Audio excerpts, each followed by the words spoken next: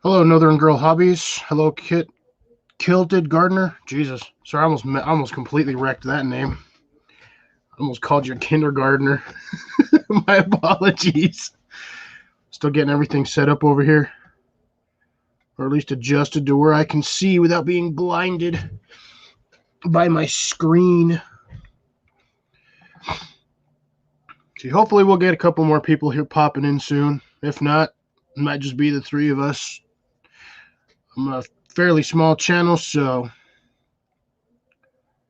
shut up, Blake. Yeah, no, I straight like almost misread that.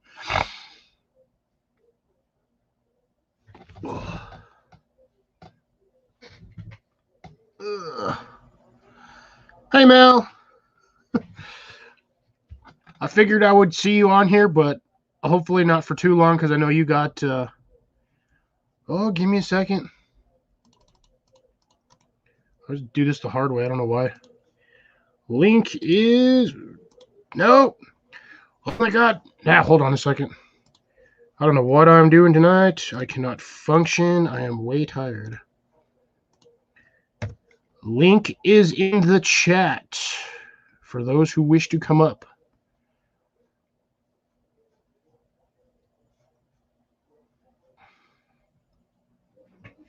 It's odd not hearing myself speak. Oh, bam. Hey. Hello. So how's Long my time no mic? see. It's good now. What? That was so weird. I don't know why I did that earlier. Yeah, no, it was like muffled, almost like you had like a plastic bag over it. Yeah, I was listening to it and I was like, what the crap? What's going on? Yeah, I could hear just fine just because I've got really good hearing, but I don't know. It's just weird. It is.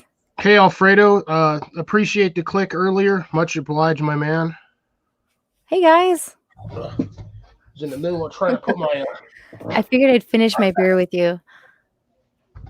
Yeah, I figured you'd be doing some editing or whatnot on for Shed Wars.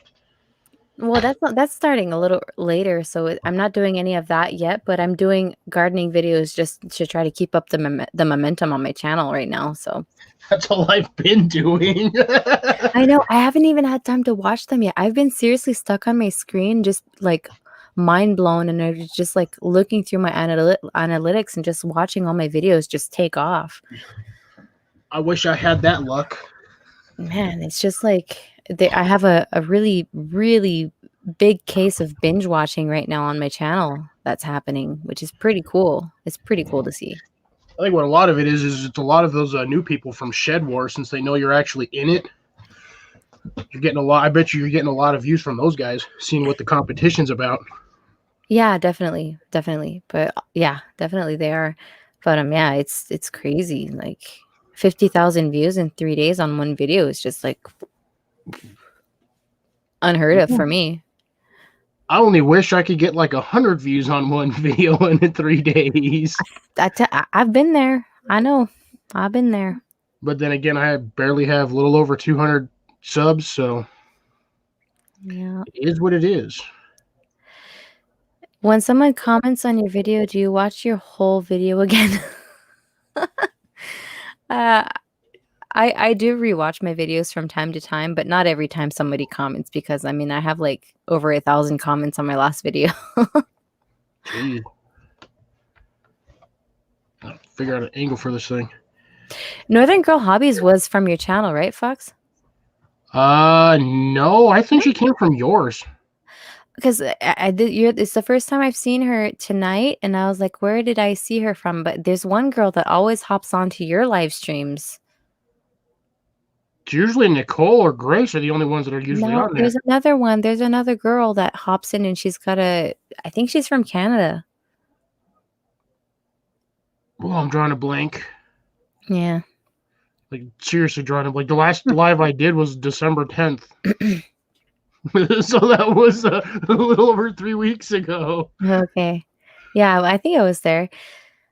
Oh, so she's from North Shore Preparedness. I have to go check her out. Northern Girl Hobbies. I'm gonna go check her out right now. That's where I keep thinking. I think that's probably where both of us seen her. Yeah. Probably in one of Sean's live. Oh, come on, computer camera. Why do you want to be all blurry?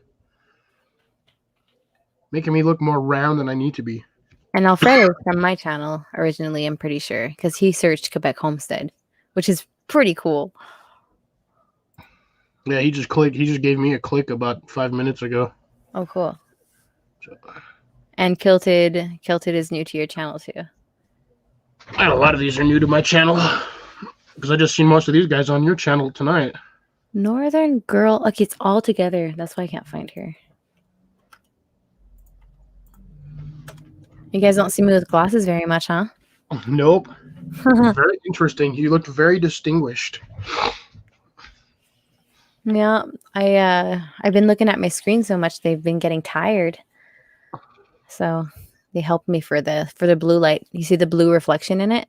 Yeah. It's for the blue light. I got you. Don't you have one of those rings, the ring lights from behind? Yeah, I do have one of those. Oh, gotcha. I need to get me one of those so I don't keep using the white of my screen as a facial thingy. It really helps. Mike. Hey, Hike. Yeah, the ring light makes your skin look a little better. I have really bad skin, so. Well, thanks, Mel. Tell me I'm ugly on my own live. No, I didn't say that. I said for me, like it makes my skin look a lot better. And you see me. I see you. I've seen you enough. It doesn't bother me. You look fine as is. So, Northern Girl Hobbies, what's your name? Tell me what your name is. And Kilted Gardener, please tell me your name too, because I don't know your name and I see you everywhere. Why? I need to know your name. My computer. This is bugging me on my camera. It's blurry on my side, but I'm pretty sure I'm clear on everybody else's side. No, it's blurry on my side too. Is it? Okay, I gotta figure out why. This thing just decided to do it all of a sudden. It was fine when I first started the stream, and then it just randomly went blurry. Blake Shed Wars. I just like got done explaining it on my live stream, but it's pretty much like a big gardening competition, and there's going to be 30 channels on each team, and we have to do 2 videos a week on tips and tricks in gardening. So the videos have to be minimum 2 minutes long, and we're gonna weigh out all our food at the end of the season, and the team who weighs out the most food wins. And like you only win like street cred. You don't win like any money or anything. Now just needs to grow those potatoes. Yeah. Just the whole garden, just nothing but them potatoes. Jennifer. Northern Girl Hobbies. Okay, so Jennifer, if you can help me with my skin problem, that'd be awesome. But like I've been struggling with my skin problems for years. And it's worse ever since I had kids. So like I just have pimples everywhere. I embrace them now. Embrace the love. Yeah. Man, I'm torn between actually using StreamYard so I can pin comments or between YouTube so I can actually see comments in real time. There you go. It's like, which one do I choose? All right. Well, I got you, Jennifer. Outdoors harvesting lifestyle. That's awesome. That's my style. I'm actually hitting the bill. I guess I'll just stay on StreamYard then. Bam. Yeah. See, even Kilted Gardener says do the spuds. Yeah. Yeah, I'm going to redo potatoes. I'm actually looking for new varieties. I want to get some different colors and different varieties of potatoes. I want to see if you can get a Yukon Gold as big as you got them freaking brown ones, those russets. I don't know, maybe like in 2 years, because what I do is usually I buy like potatoes and they're smaller, right? And then I'll grow them and I'll keep the bigger ones to replant for the next year. And that's how I get my really big ones. So like the bigger your spud, the bigger the potatoes. Okay, I figured it would just be the more nutrients you gave your plant, the bigger potatoes. I mean, I don't give my potatoes anything during the summer, so I just give You them keep maybe them covered with hay; they're not frying. That's for yeah. sure. No, yeah.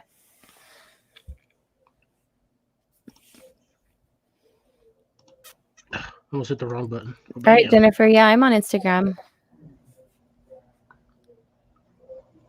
Blake found a huge potato. Where'd you find that potato at, Blake?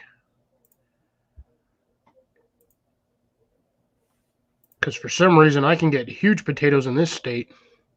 It's ridiculous. Like, I'm not joking. I get potatoes that are like the size of this peanut butter jar. Yeah. They're freaking huge. Jen, if you want me to get your Instagram, you have to put that in your about section on your YouTube because I can't find your link at all. Did you find her YouTube channel at least? Yeah. Okay. Yeah, I'm gonna click on a video, but I'm gonna watch it because I don't want I'm a good YouTuber. If I click on it, I watch it. I bet you I'll find her. Let's see if I can find her on Instagram. If she's on Instagram. This video may be inappropriate for some users. I'm intrigued now.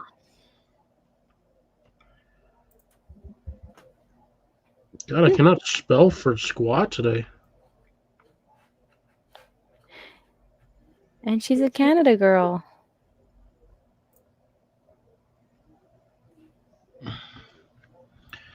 Found one from the UK, but I doubt it's her.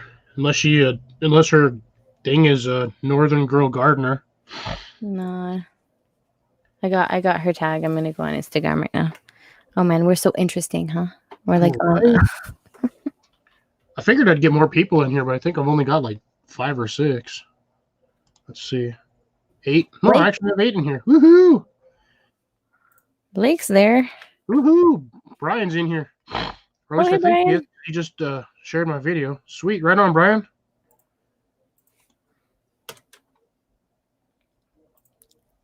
Yeah, 3 pounds for a potato is a huge potato. That is really big.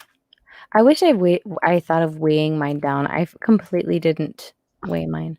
Yeah, I would have loved to have known the weight of that batch of potatoes, Yeah. man. You had like just 8 potatoes that were massive. I made a poutine today, and I had 4 or 6 potatoes, but like I was just like, okay, this is way too many potatoes for my poutine for my family because I can't. It was just too big. I'm telling you, I think each one of those potatoes was enough for a freaking meal, like easily a meal. Northern girl hobbies. I'm having a hard time with my. Mike, that's gross. I have my girls crying in stereo here. Uh-oh. Yeah, that's a bummer. I think I actually heard somebody walking upstairs. You haven't been that loud. What did Brian say? Yo, Brian, let's see, he just said hi to me, saying hi to Blake. No, but you laughed. Well. Huh? You laughed because what he said. You did? Yeah, you're like, oh. Oh. Oh no, I was because of Mike. This is what Mike said. An ingrown potato. Oh. An ingrown potato. That's why I was laughing. That's also gross. Oh my gosh. Hype, we need to meet you one day. You should hop up on this panel. You got to stop being shy. We got to meet you. Right. You want to come on up, Brian? I'd be more than happy to have you up here. Northern Girls Hobbies, Jen, you're gonna have to find me because I'm having a hard time finding you. You're gonna have to find me on Instagram and add me, and then I'll get you back. Yeah, if I could find her, if she's using the same picture that she's using on here, I can find her. But if she's using a different one, it's gonna be a challenge. Yeah, man, my social media accounts are just going crazy. Like my TikTok, I think I got like 200 subscribers today. Jesus. And then on Instagram, I just went on here and I'm like, what's going on? Yeah, I'd probably have more on Instagram if I actually posted on Instagram more than, once every 2 months. I do not post on Instagram at all. I'm everywhere. I cross post my stuff everywhere. You had your first poutine 2 weeks ago, Alfreda. How did you think it was? Tell me.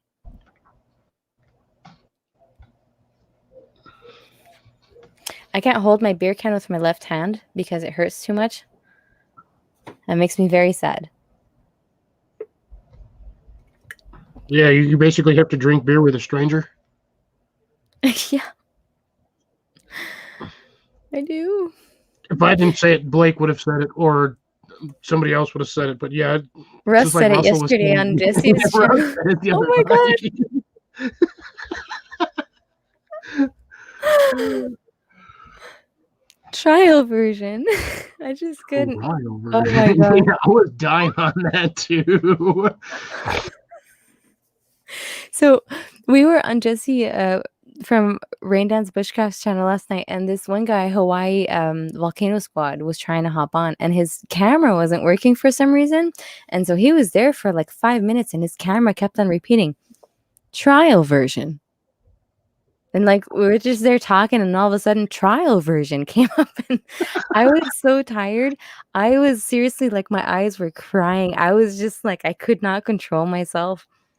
And so I went to the bathroom and I turned off my camera and my mic, and I came back and they were just talking. And I was like, I'm gonna interrupt them. And I turned on my mic and I said, trial version. And they were like, oh, what was that? So that's what all of that was about. Yeah. I had no idea what you guys were going on about, but the whole trial version thing was hilarious. Oh, man. I got you, Brian. Yeah, I got. Anytime you want to come up, every time I do a live stream, man, just let me know. You're more than welcome up here anytime. Northern Girl Hobbies. Okay, Jen said she found us both on Instagram. My Instagram's not that hard to find. It's literally the same thing as my channel name. And if you don't see that little fox icon, it's not me. Awesome. Looking forward to knowing you. She's from Canada too. Man, Canadian girls kick ass. That's all I gotta say. I haven't looked. Didn't even give me. Sorry. Forgot to turn the volumes off on this thing. Oh my gosh, she's got some nice fish and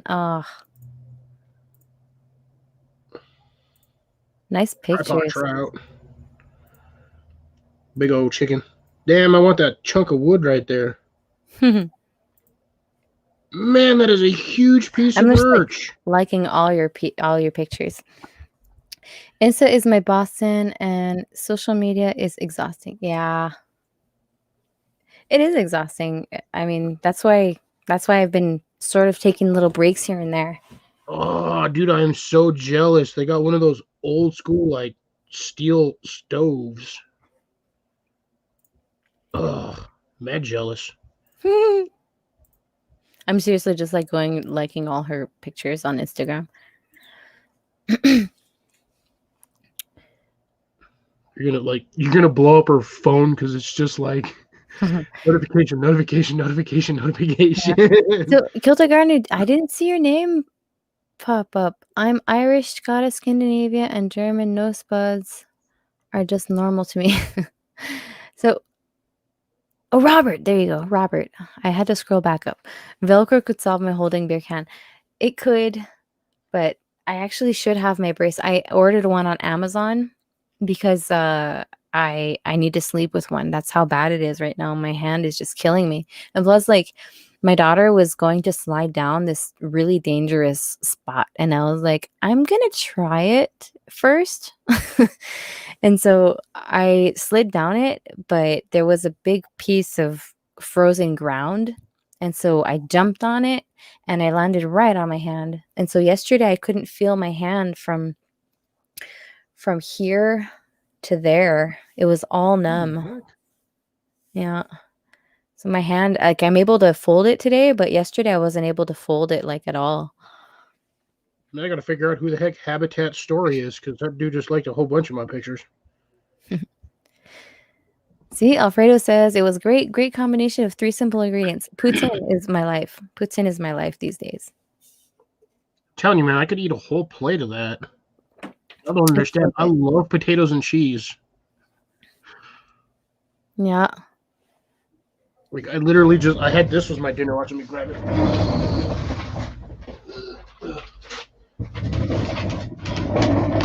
I had me one of these.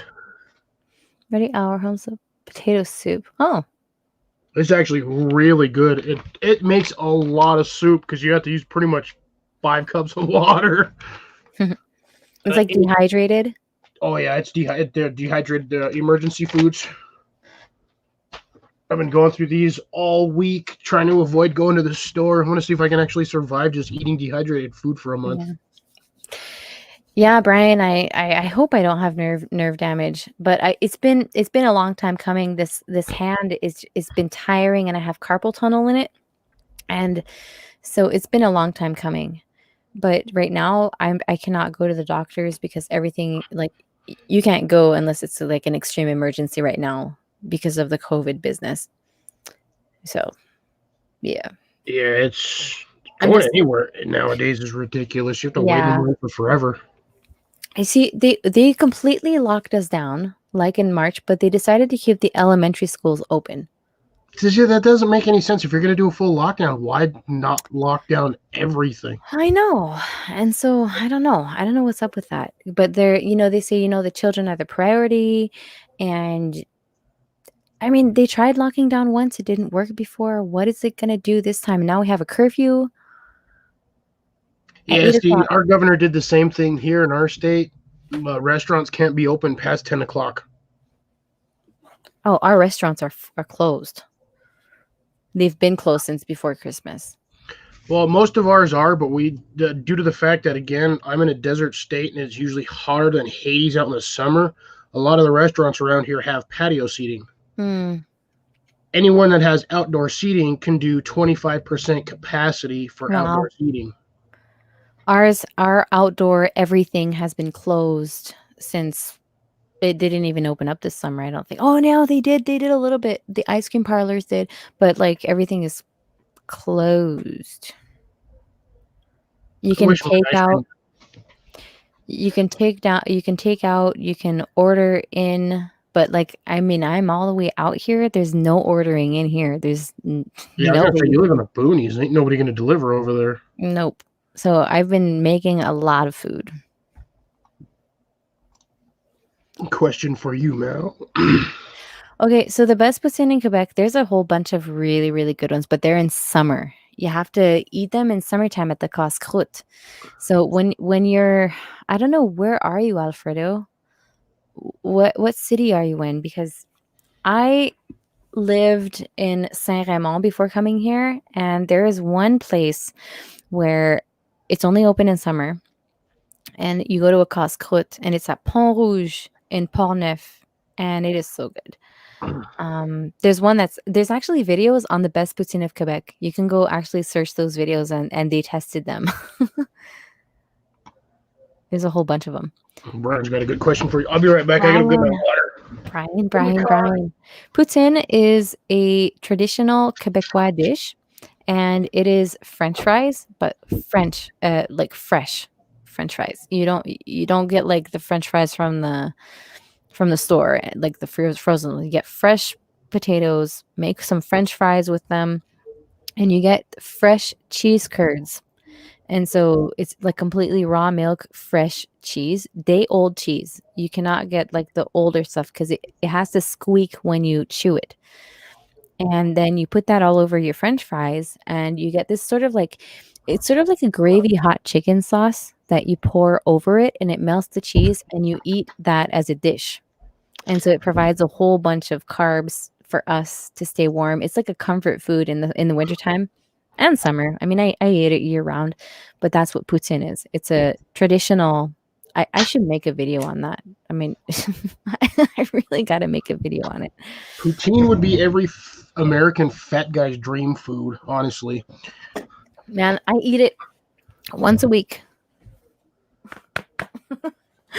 But it's so cold here. So we don't gain much weight here because it's just so cold, and we eat a lot. Well, you got to keep them calories up so you don't freeze to death. Yeah. Guilty Garner. So you're in Virginia. Have you ever been to HOA, Homesteaders of America?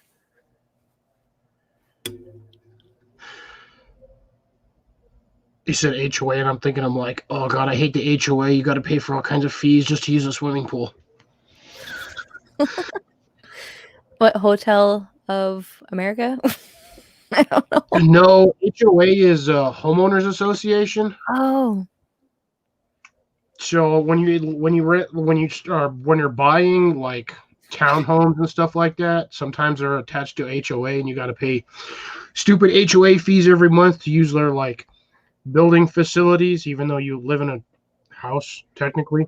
okay. It's weird. I have no idea what this is. Oh, Alfredo, you're in Quebec City, so you're like an hour away from me. So Quebec City has man, good poutine in Quebec. I'd have to figure. I always, when I lived in Quebec, I would go to Pont Rouge, or I would go to where I grew up. I'd have to figure it out. I'll have to tell you on another live stream. Tell them on this one. I don't mind. I don't know. I would have to search all that because I haven't been in Quebec City for a little while. I'm actually really bummed I haven't been able to go out to Quebec City. I go every year, and it's just such a magical place. Like, I don't know if you've seen that community post that I posted with the Quebec City in the Christmas time, and you see the castle and everything. It's on my community post, and it is just. I saw that one. It's so gorgeous. It's like a short little video, but you see the city, and it's just so magical. We have one of the most beautiful cities in Quebec. It's just so old. I wish we had this is like the only state that I've been to that has like old buildings. Like I have a church not too far from where I live that's 400 years old. Yeah. And that's the oldest thing in the state. Yeah. Because Americans, for some reason, when things get old and decrepit, they like to flatten it and build something else right in its place. Yeah. They have no historic remembrance for anything unless it had some significant value to history. Yeah. Like in San Francisco, like this, well, I mean, they rebuilt, like they had to rebuild because of all the devastation and stuff. But like over here, it's just because the settlers came here and then they migrated all the way through the United States, right? So, I mean, the big battle on the Plaine d'Abraham, it all started here in New England. So it's really old, and there's so much history. Like even that battle site, that big battle that happened, it's the castle and the walls are there. Everything is intact, and if it breaks or anything, they will restore it. Like it's very historical here. I wish they would do stuff like that down here. Colorado was the same way. They had a couple of like forts. You could actually go to them and actually walk around, and they were actually in fairly good condition. Yeah. They do try to maintain the structural integrity of the stuff that's there. They don't necessarily rebuild it to its original, but they do maintain it so it doesn't continue to deteriorate as badly. Yeah, there was one actually spot here that caught fire, and they rebuilt it almost exactly like it was. Yeah, so that's like the UK. The UK does a lot of that stuff too. They they have a lot of history over there, and they don't demolish it. Yeah. They will let the building fall to the ground on its under its own weight before they even Yeah. decide to demolish it. Bummer. Awesome, Alfredo. That's awesome. There's this one guy that wrote in my comments, and he's like, "Oh my gosh, your farm looks so amazing. It's way better than where I live." And I was like, "Where do you live?" And he's like, "I live in downtown Detroit." And I was like, "Oh, yeah, I bet." Like Oh, Detroit, yeah, it's got some pretty gnarly places out there, and a whole bunch of beautiful old houses just falling apart, and just it's so sad out there. welcome to America. I'm telling you, we'd rather let our buildings go to waste than actually restore some of these. Well, I mean, Cliff, look at my house. It's built in the 1800s. It hadn't been touched in 50 years, like almost 50 years. This house was literally falling apart. I came here It still and hasn't fallen over yet, snow, has it? no, but I mean, snow was coming through the windows, you Oof. know? So, I know that feeling. I lived in Denver. That stuff sucks. so yeah, like if it was windy a certain way, the snow would literally come in. So we've put so much money in this house, like all our money. We put all our money in this house. So now it's still halfway finished because we're trying to put our money elsewhere. Brian, my weather is actually pretty nice these days. It's pretty nice. I mean, it's cold, but it's a nice cold. It's sunny and bearable. That's how it was today. It was actually pretty nice. I got a bunch of work done today outside. All right, so I'm gonna have to go check out Blake Kirby on YouTube. Okay, I'm gonna go check that out. Yeah, Brent had an interesting question here. Took me a second to read it because I think he posted it that way on purpose just so it wouldn't get flagged, but I'll get down here in a second. Blake Hey, Dennis, how's it going? Kirby. Oh, hey, Dennis. Canoe Hound Adventures. Did you see? I think I'm like almost at the same sub count as you, Dennis. I have to go check. Yeah, I'm you're so like excited. almost 37 right now, 3.7. How much does Dennis have? Think he just got to 4? Or is like close to 4? No, he's at 3,400. So you've got him beat then. Are you You're at like serious? 3.6. Yes, I was on his live stream the other night. I was lurking on your live stream. Yes, I'm seriously like I just like it's blowing up right now. It's crazy. I just can't believe it. Daddy Curbs is his channel name apparently now. So whatever you were looking for, you got to look for Daddy Curbs. Oh, Daddy Curbs. With a K, not a C. Daddy Curbs Farm? Is it Daddy Curbs Farm?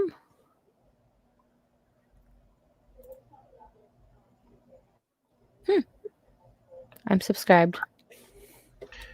No, I got you, Brian. I figured it. It took me a second to decipher what you had said, but yeah, that's a whole lot of BS to be honest. That should never have happened. Like not at all. I saw a post today on Facebook. Sort of made me laugh, but not at the same time. It just got to be sort of humoristic on what's going on in the world right now. But I'm going to share with you what it was written. And like, I'm not political at all, but I thought it was sort of funny. It says, "Big game going on in Washington today. Patriots versus Steelers." Oh man, that's funny but hurts at the same time. I know. Oh my gosh. Hey Aaron, how's it going? It's horrible. I seriously, we've been saying 2020 was just a preview of what's going to happen in 2021. Yeah, that's what everybody thought. Oh, 2021 is going to hit and everyone's going to go back to normal. I'm like, no, it's going to still continue to be a shit show. Yep. For at least the next 3 or 4 months. I'm giving it a year. I give it 3 or 4 months, and then we'll start easing back into reality. Hopefully. I don't know. I think people here are really seriously starting to be fed up, and they're just sort of like, you know what? I don't give a crap anymore. And I really hope this vaccine is going to work. They're planning on vaccinating like 250,000 people in the next all the way till February 8th, I think. So, I mean, they have a really good plan ahead, but I don't know. We're going to have to see. Yeah, well, the ones are you guys? Which one are you guys getting? Are you getting the Pfizer one or the Moderna? Oh, good question. I don't know. Yeah, because I think we've got like 4 vaccines down here, but only 2 of them right now have actually been approved that actually work. Yeah. So, but the problem is both of them you require 2 shots. Yeah. They all do. Yeah, you get your initial shot and then you get your booster shot like 4 months later. So you still have to wait 4 months. So even if the first shot is in your system, you could still potentially get COVID and die from it, Yeah. which is dumb as shit. Hey, Crazy Ann. Thanks, Ann. Much And appreciated. Love ya. and Samuel loves Ooh, and I 4K. got Phil in here. You still live on your side, Phil, or did you end it? Oh no, we ended. That's why he's over here. What's up, Phil? I I couldn't introduced find the him to. spicy raid. Y'all didn't bother raiding me. I went Killing on. I hopped on his live stream the other day to introduce myself, and they were talking about penises, and I was like, "Are you seriously talking about penises without me?" You walked in on that one. Ooh, I'm sorry. Yeah, that channel is very broad for its subject topics. But it was fun. I fit it right in because I have a 50-foot penis, so I'm good. You do. I really do. Yep. I'm hoping this year you're gonna remake that so I'm it not. doesn't. I'm You're just not. gonna leave it. I'm just gonna leave it. I'm seriously embracing it. I decided to embrace it and said, you know what? If people want to fly over it and hover over it and watch it, because I've been having a lot more airplane activity. You've been getting drones over your property lately. I've been getting a lot of this. There's this helicopter pilot that always comes by, and he's always around Oh, my that's house. hilarious. It's so funny. And no worries, Phil. I'm just giving you flack. The stuff that goes on in my. I can appreciate the love. How many subscribers is Phil at? Oh, and I just closed his channel too. I was just on that. 3.48. So he's at the same thing as Canoe Hound Adventures right now. Man, I just in 3 days, I totally just surpassed you guys. It's crazy. I don't think NASA can see it, but low-flying airliners probably could. Dennis, you want to hear that penis garden story? Go check out my recap, my 2020 recap video, and you'll see it, and you'll understand. Yeah, it's hilarious. I still think if you do it, make it better. You should get 2 big old tractor tires, fill them suckers with dirt, and use those as the Well, heavy boys. probably that's what somebody was telling me. Plant something brown on those, and then plant something red on the end. Yup. So I don't know. We'll see. We'll see what I'm gonna plant in there. Get a big old thing of like cherry tomatoes right at the top, and then Might get some amaranth that's red. you'd have to. And there's also this amaranth that when it grows, it looks like a finger being flipped off. I want to find those seeds. I really want to find those seeds. Oh, I gotta get rid of that. I'm the crazy garden girl. I just think it's I'm the millennial gardener. Hello, Evan. Welcome to the chat. Hey, Evan. Hey, Metal Music Maniac. I haven't seen you in a while. I was tormenting him on Spices a little while ago. Watching them fools over there eat like some freaking ridiculously hot Pringles. He was doing the scorching cheddar. I gotta see if I can find those in my stores. I haven't been to literally haven't been in my grocery store in 2 weeks. I'm always live at the same time as you, Phil, every Wednesday. So It's hard to find a time when Phil's not live. It's like I think about going live on Monday, and then I see notification Phil's going live. I'm like, well, there goes that idea. I'll go bug everyone over there. yeah. Oh, they I weren't hot at all. I learned to No, just go live when I can because everybody goes live every time, all the time. So it's just like if I see somebody that's live yeah, I guess I understand you. The Pringles they weren't hot, they weren't that hot. and I would die probably with them. I was really, really good with spicy stuff, but then I don't know what happened. Like my taste changed and I started not eating spicy anymore. And now I have a really hard time. Like I grew some jalapenos like last year and I still have some pickled and I have a hard time eating them. Like they're really spicy. That's a jalapeno. That's like on the low spectrum I of know. approval I scale. know. But like I gave them they were when you stress out Ooh, a plant, a pepper plant, they get really stronger and taste much stronger. So they're like yeah, really stronger than regular jalapenos. But I'm like, I used to eat those when I was a kid. I yeah. I used used to to eat them too, sneak. like crazy mad bunches with nachos. Yeah, and now I just can't anymore. I'm like I said, I'm a wuss now.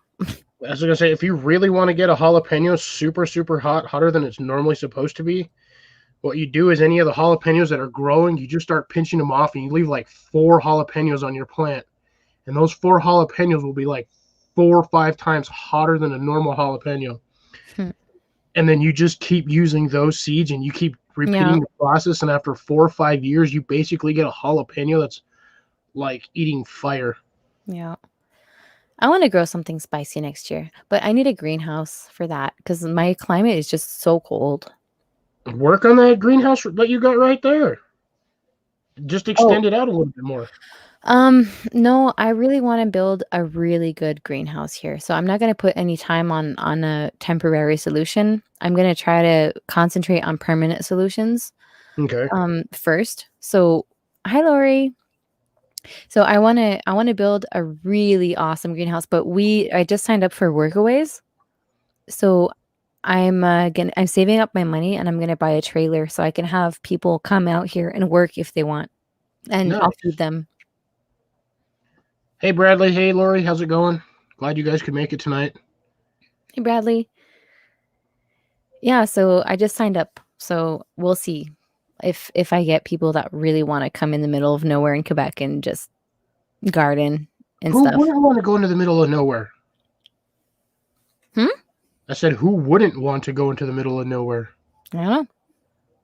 I I don't mean, know. you have 200 acres for them to basically just mess around with.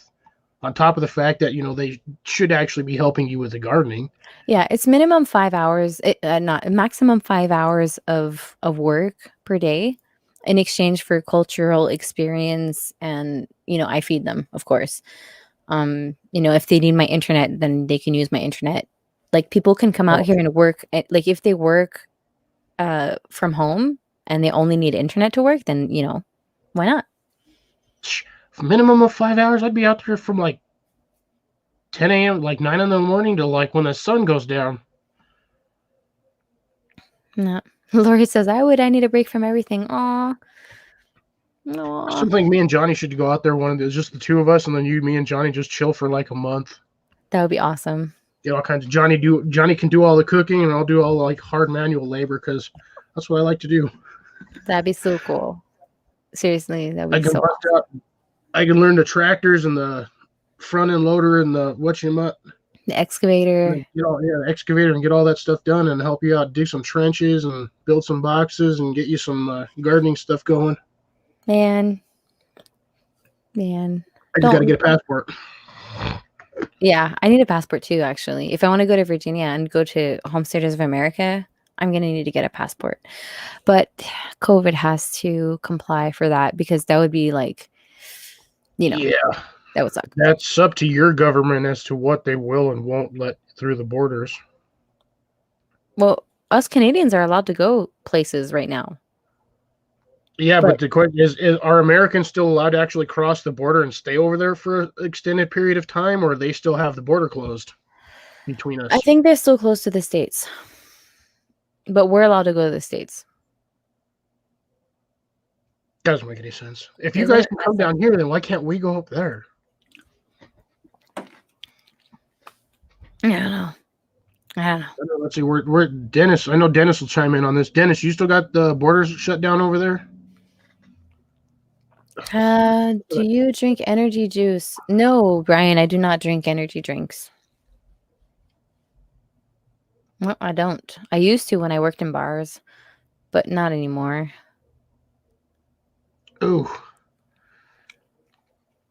the things I catch up onto now, and I'm just like, why didn't I see that before? Evan says we have 8 acres, and I thought that was a lot. Yeah, I grew up on 7 acres on a 7-acre homestead. Yeah, see, Dennis says the borders are still closed. Yeah, we're so close. That's what I thought. Bradley, I first met you on Everything Spicy. Oh, cool.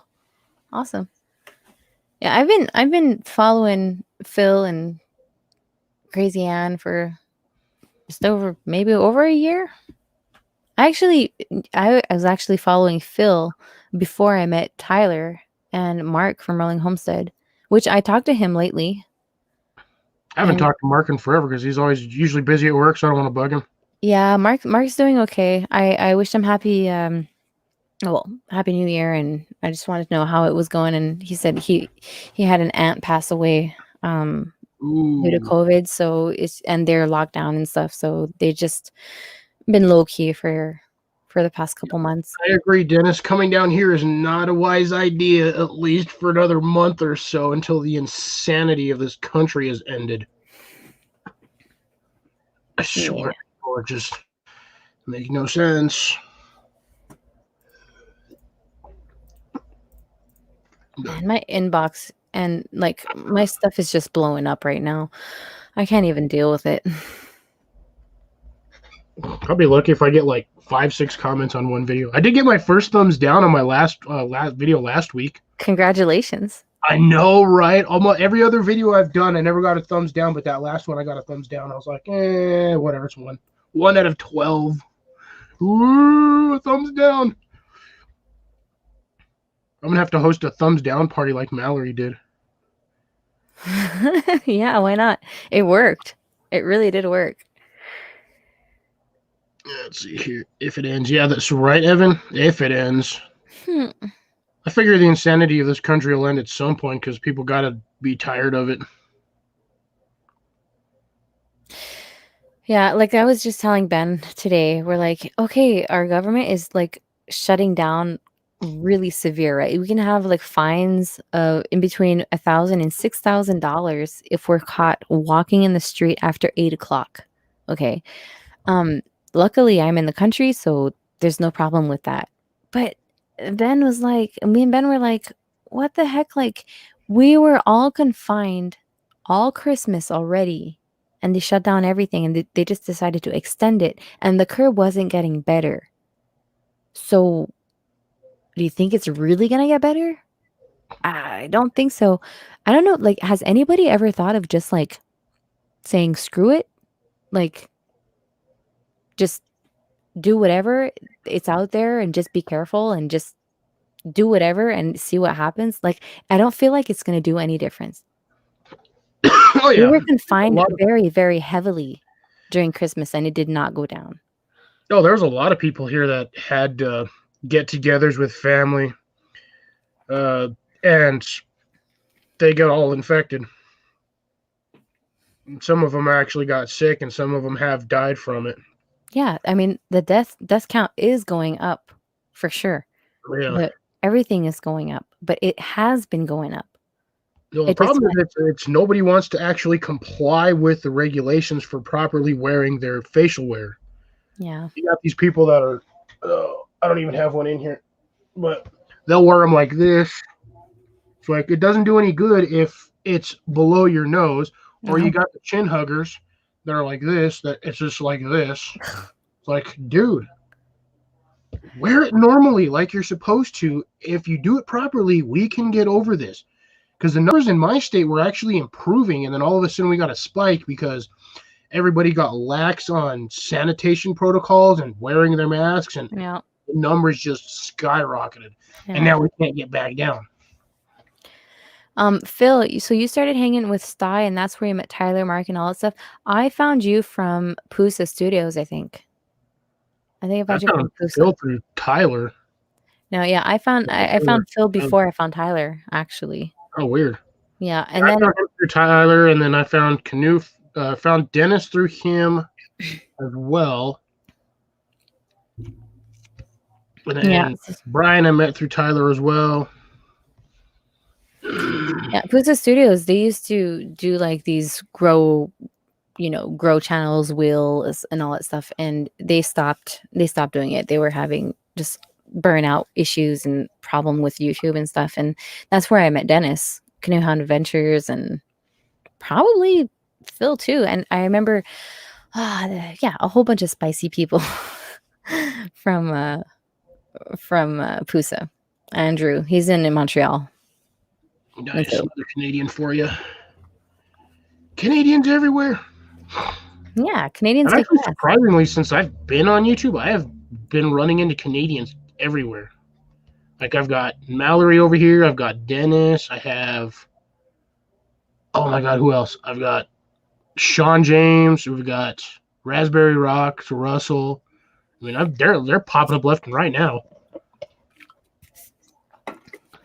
I honestly only watched, like, I think I had like maybe one or two Canadians that I like knew about.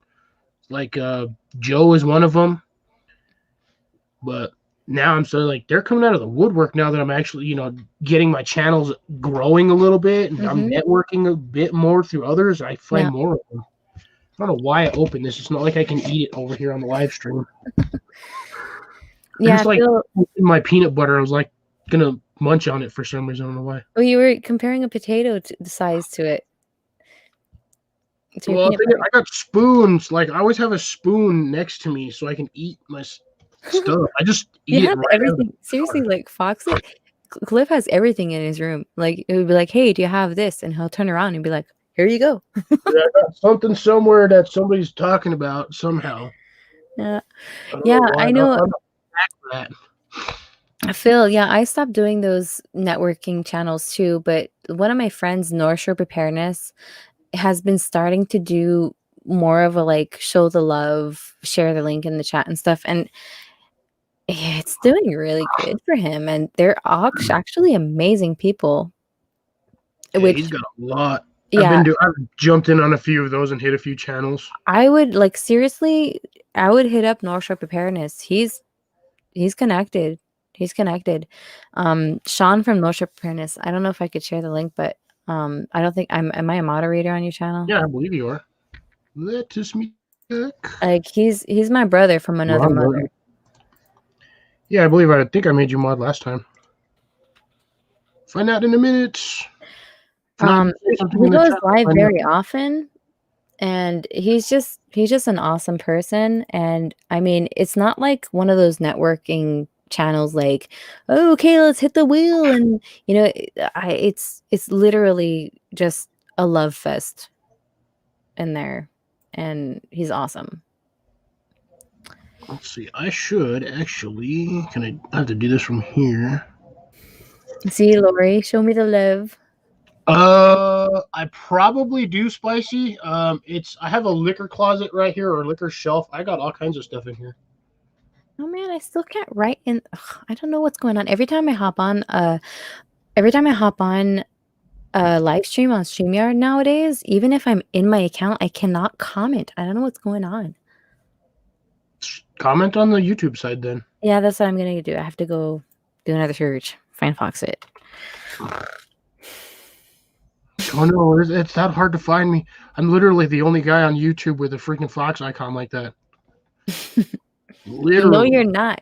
You're not. Remember that one troll that came into my live stream and showed me his ding dong? No, that's because that fart knocker, what he did is he actually did a search for that icon, found the icon, and then did the same thing that I did. But other than that, nobody else has it. And we haven't seen that guy since. No, he did a full 360 in the basement and showed me what he was Yeah, he doing with. helicoptered you. We were all laughing at that. So there's a link for helicopter. I hadn't seen that in so long. Oh my gosh. Yeah, so North Shore Preparedness, the link is right there. I have to share the love for this guy because he's been doing amazing work connecting people, and I've been meeting so many amazing supporters. And ever since I've been connected with him, I mean, seriously, my algorithm went up. My stuff has just been blown up. So it could be because of that. It could be because of other things, because I've put in a lot of work and I have really good videos. Or it could be because I've been connecting with a whole bunch of awesome people and it gave me a boost and it really helped out. Oh yeah, I would say a lot of that was honestly, and just in my opinion, I don't know if this is true or not, but I could say that a lot of that is from the Shed Wars group too. Because I'm telling you, man, if you're going to be in it, everybody else that's going to be participating or everybody that already knows they're guaranteed a spot is checking out the competition to see what their channel is about. I guarantee they're doing that. Oh yeah, for sure. But it's like the for whole now, know thy enemy. But for now, like, I mean, I've watched a few of them, but like I just been so busy creating content that honestly I haven't been able to go watch all of them because there's just so many. Yeah, welcome to how I feel. I get home some days and I have like 12 videos to watch, and like 3 of them are 45 minutes to an hour and 20 minutes. I'm like, I don't have that much time to sit there and watch YouTube all day. I got other things to do. Yeah. It's like 6 hours of YouTube in one day, and I'm like, I can't watch it when I'm at work because I'm working. Yeah. Fart knocker. Yeah, Dennis, are they still saying how like that guy helicoptered me? Because it seems like it is, but yeah, I don't know. I'm trying to pay attention at the same time, but I'm not paying attention. The guy searched and he came into my basement, my StreamYard basement, as Foxit Outdoors, and he had his name, and I was like, Fox, like, what's going on? Why are you trying to join in again? I was on the live stream. Yeah, he was on it. So I was like, somebody's trying to join in under your name with your everything looked like Cliff, right? And then all of a sudden he's still in the basement and he just like flashes it around and then just like hides and turns off his camera. Yeah. That was my Halloween live stream. I have a whole bunch of really funny live streams that I privated. Yeah, that one was that was a good live stream, man. We had a lot of fun that night. It was really fun. You had an awesome costume. I'm trying to get my camera to unblur itself because it's being weird. Do it! Camera, don't make me punch you.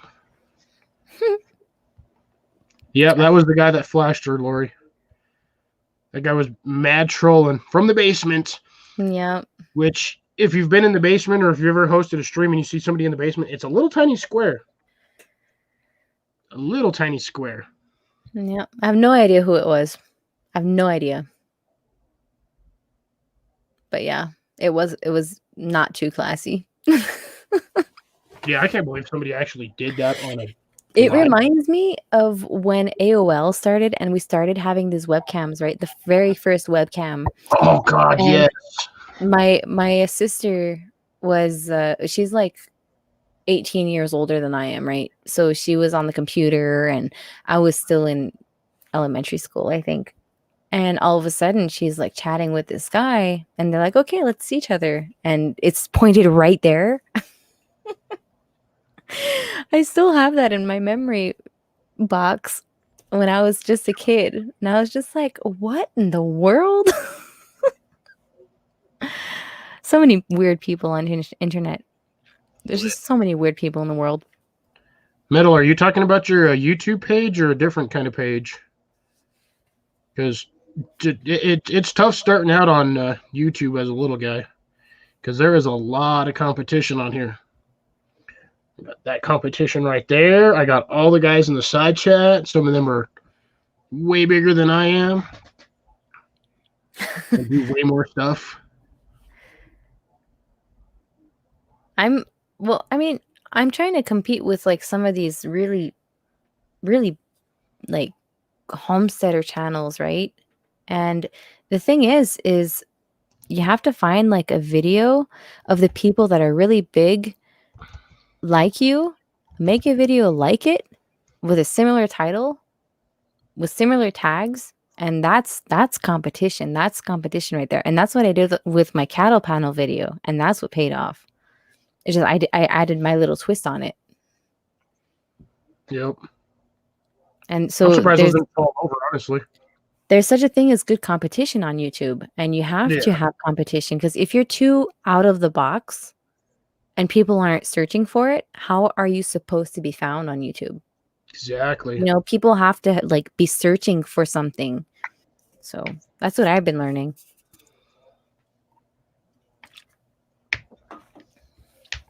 Yeah, I wouldn't think that I would be that hard to find because there are a ton of gardening channels. There are And a at ton. the moment, that's all I can do is garden because I can't really go anywhere until this stuff gets, under control. Yeah. I actually have a really good idea for you, Cliff. You can join into a Facebook group that I have, and it's a I don't have small homesteaders. You don't have Facebook? I have never had Facebook, and I Yeah. don't plan on getting it. I probably already suggested this, but we do have a small YouTuber community on Facebook that I'm a part of, and it's like all homesteaders and gardeners and stuff. And so it's really, really interesting. If you have under 2,000 subscribers, you can come in. Well, And it's usually like if I ever brainwash myself to get Facebook, I'll let you know. but like you join in and you get like 50 subscribers instantaneously. Nice. Yeah. But that's just on the Facebook side, though, right? Doesn't help No, no, the. no, no. It's a Facebook group of YouTubers. Okay, so it helps the YouTube content. Yeah. And we're just like a really nice, awesome community. Sorry, I know. Spicy. Freaking Phil. He's over here. Look at this stuff. He's freaking killing me over here. Where's the whirly birds? Because they're attacking him on the helicopter. Phil said he wasn't searching helicopters. Oh my gosh, you want to know something funny? I did a shorts video. You know, shorts are like vertical format for phones now, and they're like YouTube is trying to do TikTok, right? So you put the hashtag shorts in there, and I did one with my horses coming in hot in the barn, Yep. and it's called Horses Coming in Hot with a little fire emoji. And I looked through my external sources of how people are finding that video, and I found some weird stuff. I found zoophilia. I found horse jizzing. I Oh my found god. Holy shit. I found a whole bunch of really funny, gnarly stuff, and I was like, "Oh my gosh. Oh my gosh." Oh man, that's hilarious and Yeah, disturbing at the same time. I know. Quit messing with me. And that's like that's the majority of that search for that like 30-second clip. Good lord. Some people. Yeah. Some people. I had no idea what zoophilia was. I had to go search it. Could have just asked me. I sadly no. Remember, I have a other career aside from this sector. Yeah. I'm learning. Ooh, we got a new person in here. Home here now. Welcome to the chat. Man, these days I hop on people's live streams and I'm like, I just laugh so much. Sometimes. So what I'm really missing is I figured Johnny would be here. It's only 6 o'clock over there. Only. No, he's probably still in mid shift. He should be getting off here another hour or so. Yeah. Maybe. I'm not going to be working tonight. It's 11:15 here. So I'm probably going to go to bed pretty soon. Oh no. Mal needs some sleep so she can go work on that massive yard she's got. Well, actually, tomorrow I'm going to be editing. I'm actually relaxing a lot this season right now because I busted out the hours outside all summer, and I'm just so tired. So I'm working on a lot of editing content and stuff, and my hand is sort of not cooperating with me. So Ice it and wear that brace. yeah, I have actually. It's coming in the mail. It's just Amazon is just slow as right now. So Right. I think all mail is slow right now. Amazon, everything UPS, everything. yeah. Because anytime you get anything down here, you get. That depends on who ships it. But the last time I got a package from, God, it was DHL. I got the package. I got my item that I ordered 4 days before they sent me an email saying that my tracking number and my package had been shipped. No duh. It's sitting in my room. Yeah. Everything's bugged out, right? Yeah, I didn't even Cobra get Kai, confirmation Lori. email, which is really sad. Do you watch Cobra Kai on Netflix? I binge watched the crap out of that series. Oh my gosh. Ben and I were like hooked. They're the same actors as Karate Kid, but like now. It is so good. You guys have to watch it. Yeah, I I'm keep seeing hooked. previews for it, and I'm just like, this looks so bad. No. Fox, you have to watch it. You're gonna get hooked so freaking bad. It is so good. I think it's on season 3 now. Yeah. Or 4, I think just came out. But yeah, definitely. Seriously, Cliff, watch it and tell me. Watch the first video and tell me what you thought. All I right, want to I'll know. watch that tonight. I got nothing else to watch. I'm starting to run out of stuff to watch on Netflix and Oh my Crunchyroll. gosh, you're gonna go through it in like a week. You're gonna go through all the seasons in a week. I probably can. I went through. God, it took me a week to go through the entire current season of One Piece. Yeah. I went See, through. Phil knows what I'm talking about. Yeah, it does look cheesy. It looks so cheesy, but then you're like, okay. And it just gets better and better Go and better. watch the Evil Dead Fistful of Boomsticks series. They have What? 3 seasons. Yeah, Evil Dead on Netflix. They have 3 seasons of Evil Dead. What's it about? Did you ever watch the original Evil Dead movies? No. Oh God, those were some of the worst B-rated like horror films from back in the day. I hate horror films though. Trust me, they're not scary. They're B-rated horror films, so they're Okay. more comedy horror than anything else. But yeah, if you ever get a chance to just even like you do a YouTube search for Evil Dead, and there'll probably be like a little clip in there. Okay. Yeah, I just wrote it down, so And if I'll check that it out. doesn't get your gears rolling for really bad videos, then I don't think anything will. Because that stuff. Evil Dead was terror. No, you want terror as a child? Try watching Chucky. No, I watched that when I was a kid. Don't worry. I still have nightmares. I never had a problem with it, to be honest. I'm a messed up kid. I watched Gremlins when I was 6. Seriously, I can't even walk in the woods anymore because there's bears in my woods. I'm having a real hard time. Like I'm a wuss. I'm telling you, I'm not lying. There's bears everywhere. I know. But there are a lot of bears here. And I have 2 young kids. But yeah. Yeah, I know that's the whole point. Kilted. It's just the bad B-rated movies are the best ones. I don't know why. I love those garbage movies. No, Phil. Right at the end. No. If you're gonna be Chucky, I'm gonna be the Leprechaun. All right, guys. Cliff, I need to hit the hay, man. I need to get out of here. I'm out of here. I quit smoking 6 weeks ago. Yeah, been a while. I need to sleep it off. All right, no problem, Mel. Thanks for coming up. All right. See you guys. Have a good one. See you next time. All right. Anybody else want to join me up here on panel? Phil, I know you want to get up here. Unless you got to work in the morning.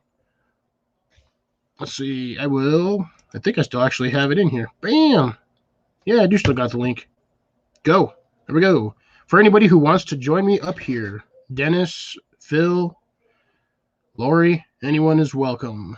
Just don't be weird in my basement, or I'll send Phil after you.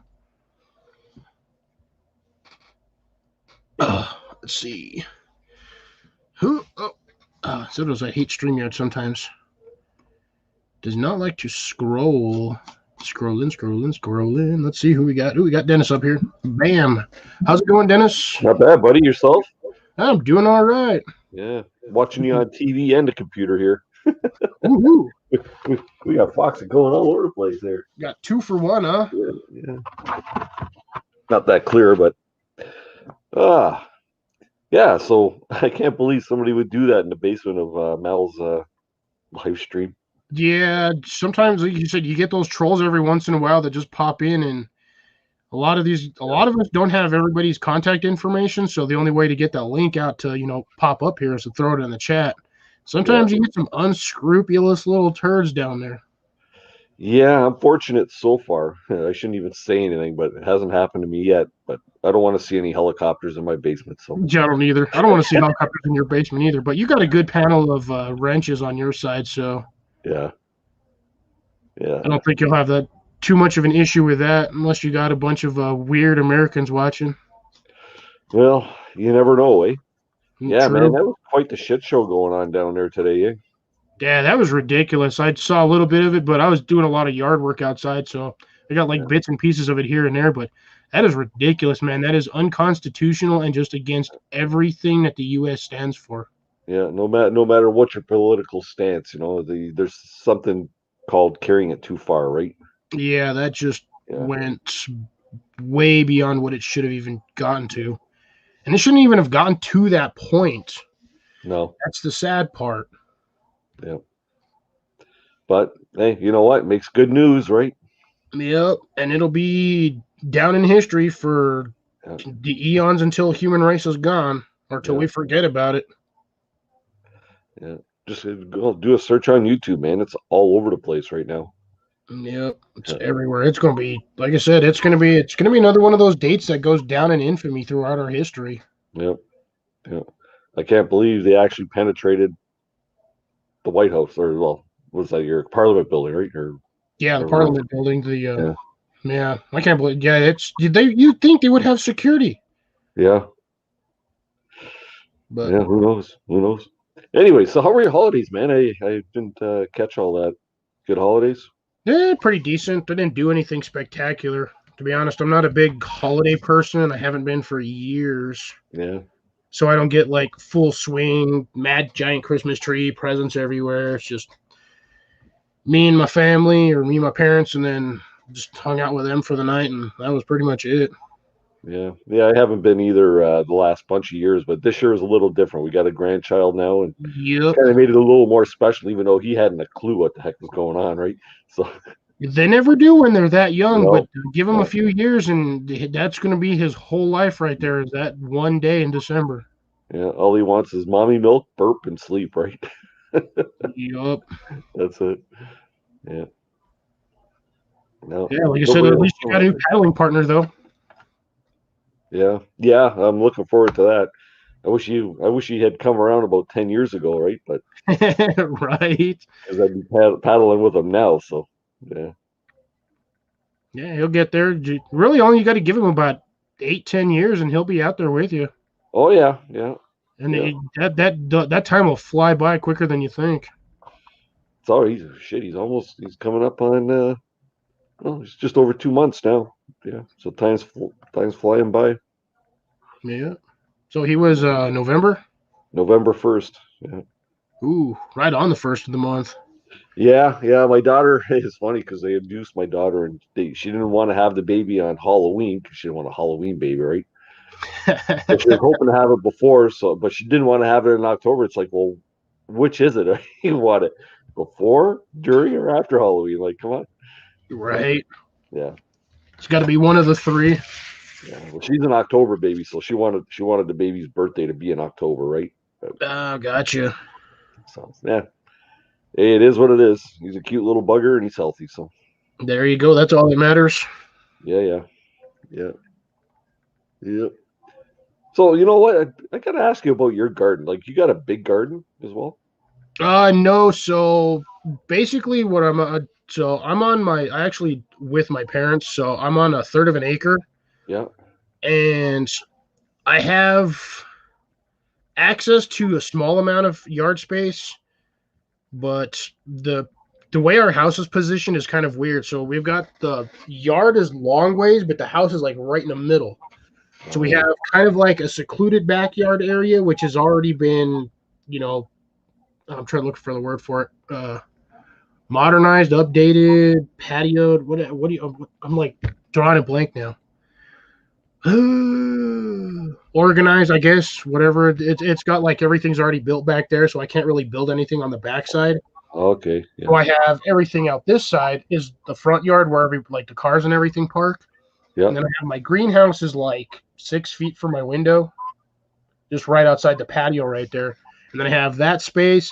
I have a little bit of workspace back behind this wall, and then I have up in the front still where I built the patio boxes or my raised beds I built over there. I created redundancies in the house. I haven't seen him in quite a while. Oh, hey, what's up, CR? Yeah. He's usually always bugging me on Insta, always throwing me DMs. Yeah.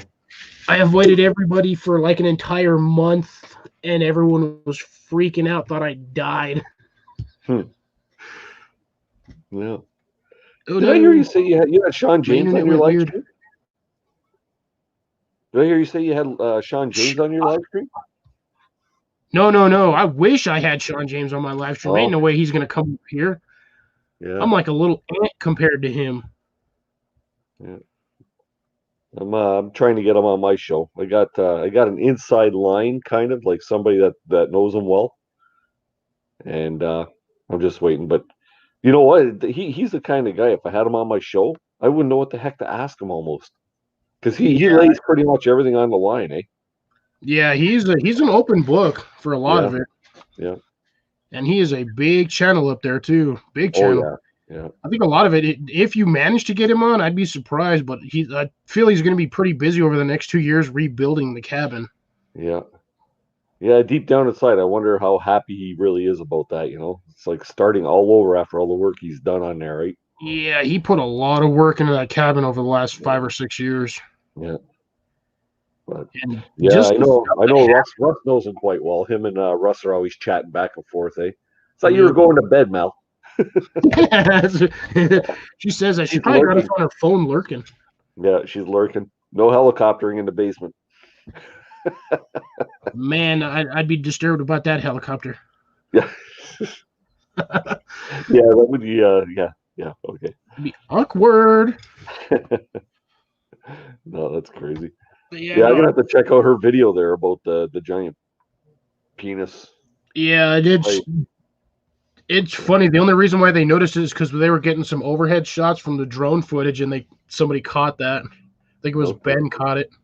I'm just like, oof. Yeah. I hadn't Oh, even so noticed. I'd watched that video like 3 times. I didn't even notice it until they had mentioned it, and I went back and looked at it. I'm like, oh man, how did I miss that? so it's something that's natural, or is it something that was obviously not set up if she didn't know about it? Yeah, no, it's you'll have to watch the video. It goes into explaining basically what happens. But she was out there with the excavator, and anything mechanical usually has linear motion. Yeah. So she dug it out linear motion, and it just happened to end up like that. Okay, I gotta check it out. Yeah, you There. definitely got to watch the video. It's Yeah, funny. yeah, that's great. But yeah. So, How many people we got in the house here tonight? right now I got 9. Oh, I 10. was up I'm to saying 15 at one point, Yeah.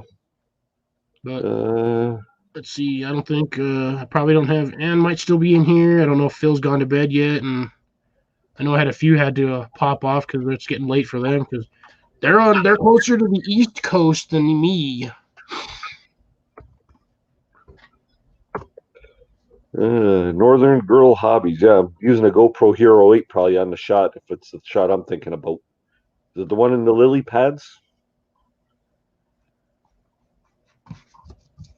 She must be going through one of my videos.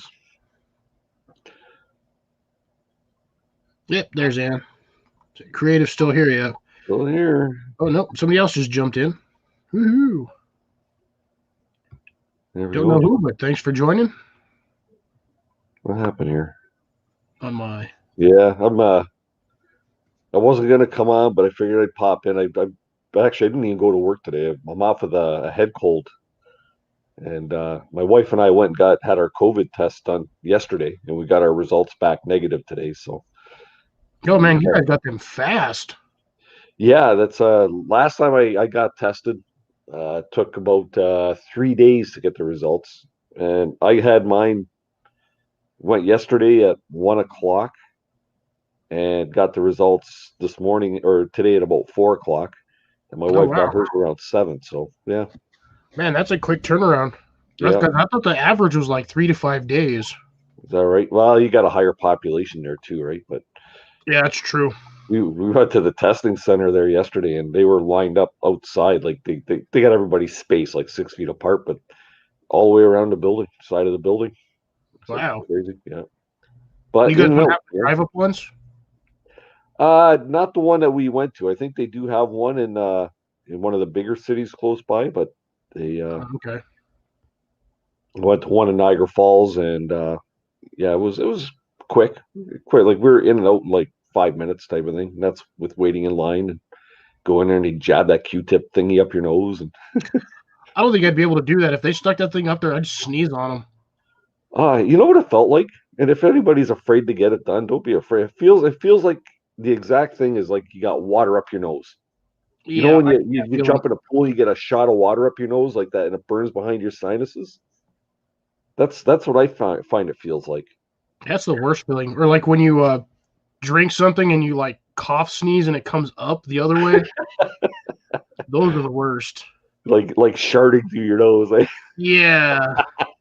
That's a terrible feeling, man. It's like you can feel it, and it sticks in there, and it doesn't go away for a while. It stays in there for a good 5 minutes. You can feel it burning away. No, this one didn't though. This the first I found it bothered me more the first time, but the second time around here, I knew what to expect, right? God. And like they hold it in there for like 10 seconds, and they do this twisting thing, like they're drilling into the back of your sinuses, and then they come out and you get a little bit of a sniffle, and that's it. Right? Yeah, I don't understand. I don't know how that would work, because if they're sticking a Q-tip in here, it's designed to absorb liquids. You'd think it would suck it up and just dry out almost instantly. Yeah. Well, have you not had it done? No. Nope. It's not like a Q-tip. It's like this long. I call it like a Q-tip for lack of a different word. It's like a long, really really thin. It's got like a little swab on the end. Oh, okay. Yeah. Well, it's about like maybe 6 inches long. Jesus. And they put it in. It goes in a good 4.5, 5 inches deep. So she's like right up there, right? Oh man, dude, I'm telling you, I would sneeze the minute that thing even went in there. Yeah. Like, y'all gonna have to figure out a different way to test me. Yeah. I would literally sneeze on them. Yeah, just hold your breath and hold your breath and let her go away. All right. Good night, Mal. Take care. Have a good one. Get some rest. Good seeing you. Yeah, no, I haven't had to get tested. I've been lucky so far. I've had a couple of coworkers that have had it, but most of them have tested negative. So the few that did test, they stayed at home for like 14, 15 days. Yeah. Hey, Hawaii Volcano Squad. That's hard for me because I own my own business, right? And it's a small shop. So like I'm another machine in there. I'm another tool in there. I have to be there all the time, right? Yep. Not to say the place wouldn't run without me, but it doesn't run as effectively without me there. Right? I was gonna say you can't run from the office, from the basement office. I did today. Today everything was done by my cell phone. I refuse to put work on my computer, my laptop here at home, because usually when I come home, home is home, and this is my fun time. Work is work. Right? So, but yeah, today I worked off my cell phone, just forwarding emails to my people, and that was kind of good. But we're under lockdown here too, right? So, my business is considered essential, being like a printing business, because we could print COVID signs and stuff like that. But It's not busy. Let's put it that way. It's kind of slow. So Yeah, it's everywhere across the country, though. yeah, And every other country's slow too. yeah, yeah. Yeah, surprisingly, I'm lucky because I work in the food industry, so I run a pizza, or well, I manage a pizza restaurant. Yeah. So we have delivery and takeout. No dine-in, unfortunately, but we still have delivery and dine-in, or I mean, takeout. So I mean, technically considered an essential worker. Yeah. I'm not considered a frontline worker, but I'm considered an essential worker down the lines Hmm. because we have a legal obligation to actually serve people food or at least provide food for people. Yeah. Yeah. No, you know what? And I can't understand why they're closing businesses. Just tighten up the restrictions. You know what I mean? Like around here, they've closed up all the fitness facilities and stuff like that, right? It's Yeah. like why? Just follow make your patrons follow a tighter protocol. You know what I mean? Yep. I went to Walmart there, and now this is over like between Christmas and New Year's. I went to Walmart, and I know everybody goes, why do they get all the perks, right? People were meeting in aisles in Walmart. Like there were aisles I couldn't walk down because what people were standing there and they're chit chatting like 5, 6 people. Yep. You know what I mean? They can meet there. Well, I know they're probably not supposed to, but they can meet there. But people, you can't have your family over for Christmas or whatever. It's like, come on. Yeah, that's I'll it's go on record to say it. I had my mom and dad and my children here, right? My 2 daughters and their significant others. You know, it's it's our family thing, right? Mind yep. you, we're all in a pretty tight bubble. So Yeah, that's what you were saying on your live, or yeah, was it yours or was it Jesse's? No, I think it was yours. Yeah, because you showed the little one. yeah, yeah, yeah. No, you know what? Like, it's not like we're out gallivanting. And the reason why, like, I had to go get tested for this whole COVID thing was because we moved my daughter on in between Christmas and New Year's, and the place that she was moving into had she's moving in with a girlfriend, right? That has Mhm. 2 kids, and the 2 kids went to see their grandmother, who they found out had COVID, Ooh. right? But my daughter had already pre-moved some stuff into the house, right? So she was exposed, right? And then Gotcha. right around that time, I started getting like a bit of every time this time of year, I get this like sinus infection. It's Mhm. like clockwork with me, but it still makes you wonder, right? So Yeah. the wife and the daughter went and got tested. She's actually a nurse, so she got tested like right away. She got a negative result, but we still decided to get tested just to make sure, right? Yep. So The only way to do it because you don't want to risk the rest of the family. just to rule it out, right? Because my Yeah. wife, she's always wanting to go see the grandson, and if she says, I want that clean bill of health to say I'm good. Eh? That way, my daughter doesn't like look at her funny, right? So Yep. yeah, Because that'd be the worst thing to happen for the start of the new year would be to potentially cause yeah, physical or severe harm to your grandson. yeah, yeah. And That then would not same make goes for a for good like start. work and stuff, right? Like now I can go back to work. I don't have to worry about it, right? Yeah. So like that would put me in a problem is if I got my employees sick. You know what I Yeah. mean? That first off, I'd feel guilty as shit, right? But still, like business wise, it wouldn't be a good business call. So No, because you'd be shut down for a minimum of 15 days at least, yep, precisely. unless there's somehow a way you can actually run the entire operation by yourself. Somebody's got to push the buttons on the printers, right? So Exactly. yeah, yeah, yeah. So we just get really long sticks with those little hand fingers, those little finger hands. You put one on each one, you just push them from like your Right. desk. Y'all Yeah, push at them from way over there. yeah. You know, even at work, we follow the protocols, right? Like if you leave your desk, mask goes on. Our front door is locked. People come to pick up products or orders. They have to knock on the door. We open the door. They have to prepay for it too, right? We send them an invoice. They pay Yep. for it online. So it's like really in and out now, right? So and it's actually not a bad way of doing business. I get paid right away. Right. And then I mean, they could wait up to 24 to 48 hours to get their product. But I mean, is there still? It's Yeah, it's honestly no different than ordering anything online. Yeah. I mean, you're essentially doing the same thing. It's just on a shorter time frame. Yeah. Yeah, just reading in the chat there, this Evan Stadler says he's trying to get his first job during this mess. Yeah, that's tough, eh? Like, how do you try and find a job when people are losing their jobs right now too, right? Honestly, Evan, to be quite frank with this, the best places you're going to want to work is anywhere that sells food. Any Yeah. place that has if you have a vehicle, any place that has delivery options will be your best bet. Well, Because not you just everybody mentioned it wants yourself. delivery drivers. Yeah, you just mentioned it yourself. Like you manage a pizza place, right? Yep. Our local pizza place where we get our stuff, I do a lot of work for them. And I was talking to the manager, and there he goes, so like, how's it going to go for you guys? He goes, when they had the first shutdown, he says, we could not pump out enough pizzas. He says we like our business doubled, Yep. right? Because it's all takeout. They don't have eat-in at their place, right? Yeah. So like where people were ordering a pizza a week, now they're deciding to do like 2 a week, right? So 2 or 3 a week, because yeah, if not everybody's working or they're all sitting at home, that's the easiest thing to do is order a pizza, wait 40 minutes, and you got hot food right there. yeah. The Chinese restaurant where we get our Chinese food from, if she gets too busy, she takes the phone off the hook, right? So my wife will call at like 4 o'clock in the afternoon and order for like 7 o'clock or 6 o'clock, and lady will say, "You sure you want to wait that long?" She said, "Yeah, otherwise we know you're going to pull the phone off the hook, right?" Order early. That way you can get through. You can't keep up, right? So Yeah. she's gotten to know us a lot better. We used to go in there all the time and sit in there, right? It's one of those little hole in the walls type of Oh, Chinese gotcha. places. Little mom and pop Chinese restaurant. Yeah, but the best food, the best Chinese food around. They always do. They always do. Yeah. So now we try to support the small business.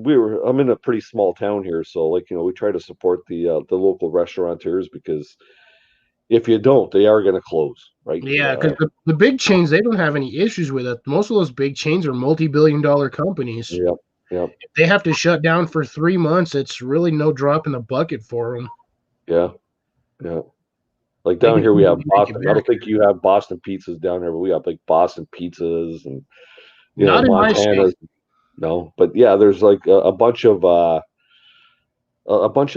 big chain restaurants around too. And like I'm not talking like McDonald's and all that crap, but like sit down restaurants is what I'm talking about. Yeah. And they're probably going to suffer more than all the small restaurants because they can't offer the sit-in now, right?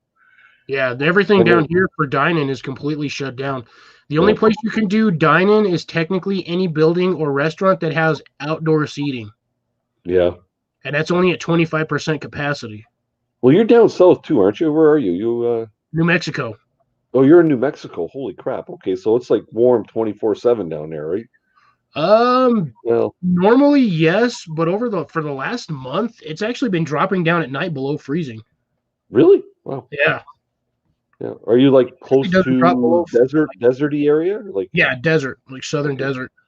Okay, well, yeah, deserts are known to get pretty damn cold at nighttime, right? So my neighbors are Arizona, Utah, all those guys. Yeah, well, my heart breaks for you, buddy. Lies. Doesn't bother me, honestly. I'm used to the cold. I grew up in Denver, so Denver, like Colorado, used to have really cold winters. Yeah. So the cold weather down here doesn't really bother me too much. It's the heat that kills me. Yeah. Yeah, I'm not one of I used to love the heat, like really hot days. Spring days and fall days are my thing now. Like, something in the 70s. Like I'm still a Fahrenheit guy too, right? Being Canadian, you think I would be metric? I'm still feet in Fahrenheit, right? Because that was my era when I grew up. So yeah, at least we're not using Kelvin. Yeah. You really want to throw a wrench into the temperature equation? Just throw that K in there, and everyone's just like, "What are you talking about?" Yeah.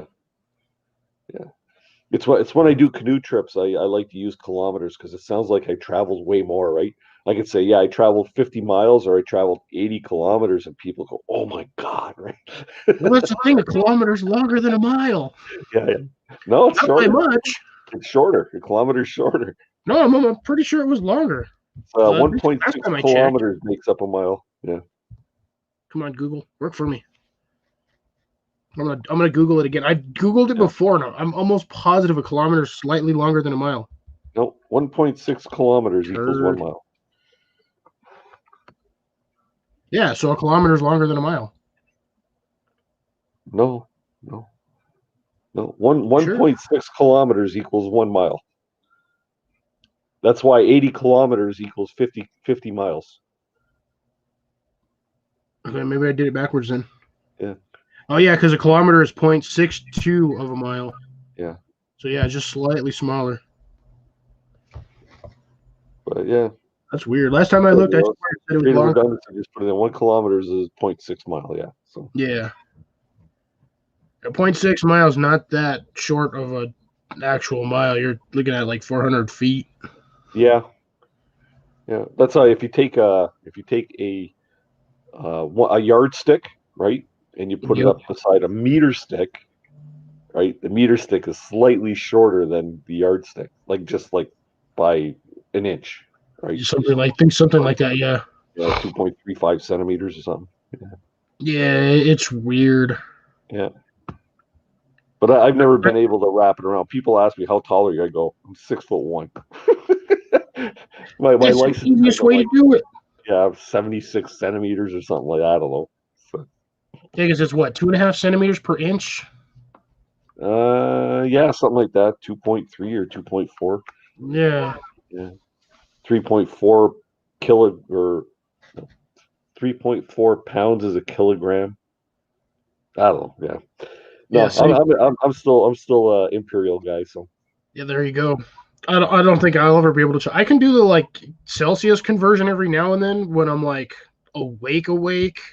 Yeah. But other than that, I have to Google it half the time or do the conversion just to see what the temperature is in some places because Jesse always likes to why the U.S. has held on this long. I think it's just the U.S. is still imperial, right? I think the U.S. and I think maybe Australia. Really? Yeah. I think I'm not 100% on that one. I do watch a couple of Australian gardening channels, but they don't talk about the weather, the temperature. Yeah. Kindergartner is asking, do they use stone weight in Canada? No, we use we use the metric version, which would be kilograms, or if you're old school like me, we're still pounds. So, I never understood that. I weigh 40 stones, but how big is the stone? Yeah, I see. I have no idea how. I weigh about 220. I'm 220. Yeah, you're about give where or I'm at. Take. Well, I'd say give, but so I fluctuate between 210 and 220 constantly. Yeah. And I'm only I'm literally an inch shorter than you are. Are you? Okay. Yeah, I'm 6 foot. It's crazy. Yeah. Yeah, but I think my ideal weight should be down around. I think the doctor said I should be around 186 pounds. It's never. Never. Yeah, it's whatever you weighed as a teenager in high school is what your technical ideal weight is biologically or by medical standards. Yeah. Mine would have been 173, 175. Yeah, no, that's not going to happen. I wouldn't mind get myself back down to about between 200 and 210 at max 210. But I don't eat I eat, but I don't eat a ton, right? So I don't know. When I mountain bike, I also mountain bike in the summertime, but I haven't really ridden too much the last couple summers. So usually when the summertime comes, I ride. I do a lot of mountain biking or road riding, and it just melts the weight off me, right? So it'd get me down to about 200 pounds. Nice. But, I haven't been riding though, so maybe I have the same problem. I got a mountain bike. It's usually in my car as one of my emergency preps. Yeah. Because a lot of people don't talk about what happens when your car breaks down and you're stranded, 40 miles from home. Do you walk 40 miles to your house? Because it's going to take you 3 days or 4 days to walk that 40 miles. Yeah. And if transit's completely shut down, your only modes of transportation are your legs. Yeah. So I always carry my mountain bike in my car. So if my vehicle ever breaks down, I can just put my mountain bike together, put the wheels on, and be gone. That's great. I couldn't imagine carrying my mountain bike all the time in the car. Well, mine surprisingly fits in there, but yeah. Now, what do you got for a mountain bike? What do you have for a mountain bike? K2. K2? Okay. I've had that thing for, 15 years now, give or take. Maybe 17, a little longer. I don't know. I've had that thing for a long while.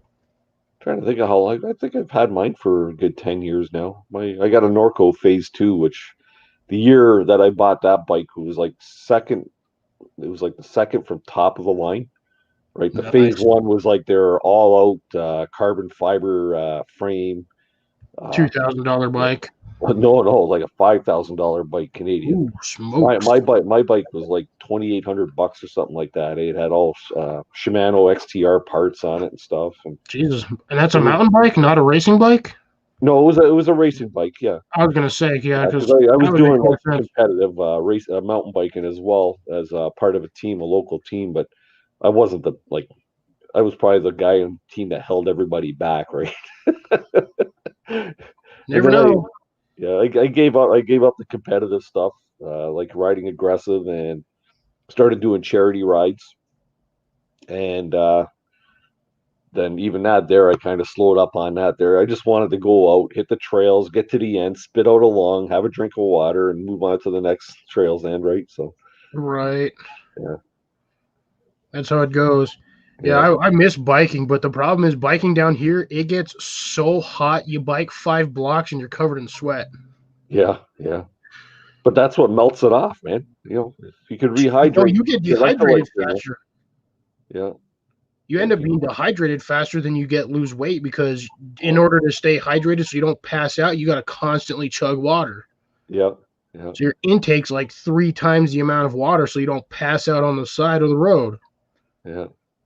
So I could tell you a story. I did a race here one time. I live in like near Niagara Falls, Ontario, Yeah. and Okay.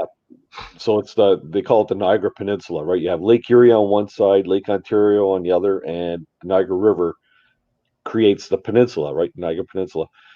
Well, the race goes from the town of Port Colborne, which is on Lake Erie, to the town of Port Dalhousie, which is on Lake Ontario. You ever heard of the song by Rush, Lakeside Park? Probably at Lakeside one point. Park. Okay, well, anyways, a song by Rush. Anyways, it was written about the park where the end of the race was, right? Okay. And it's a 56-kilometer race, and my best time on that was like 2 hours and 42 minutes or something like that.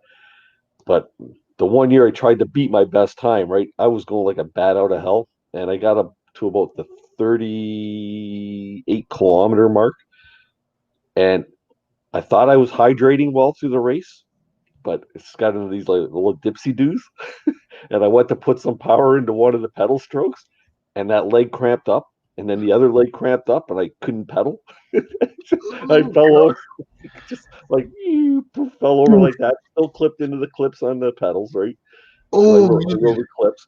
I could not get out. My legs were cramping. Somebody had to come and help me get out. And it's like, oh my god, worst pain ever. I didn't finish the race. oh, I would assume not, man.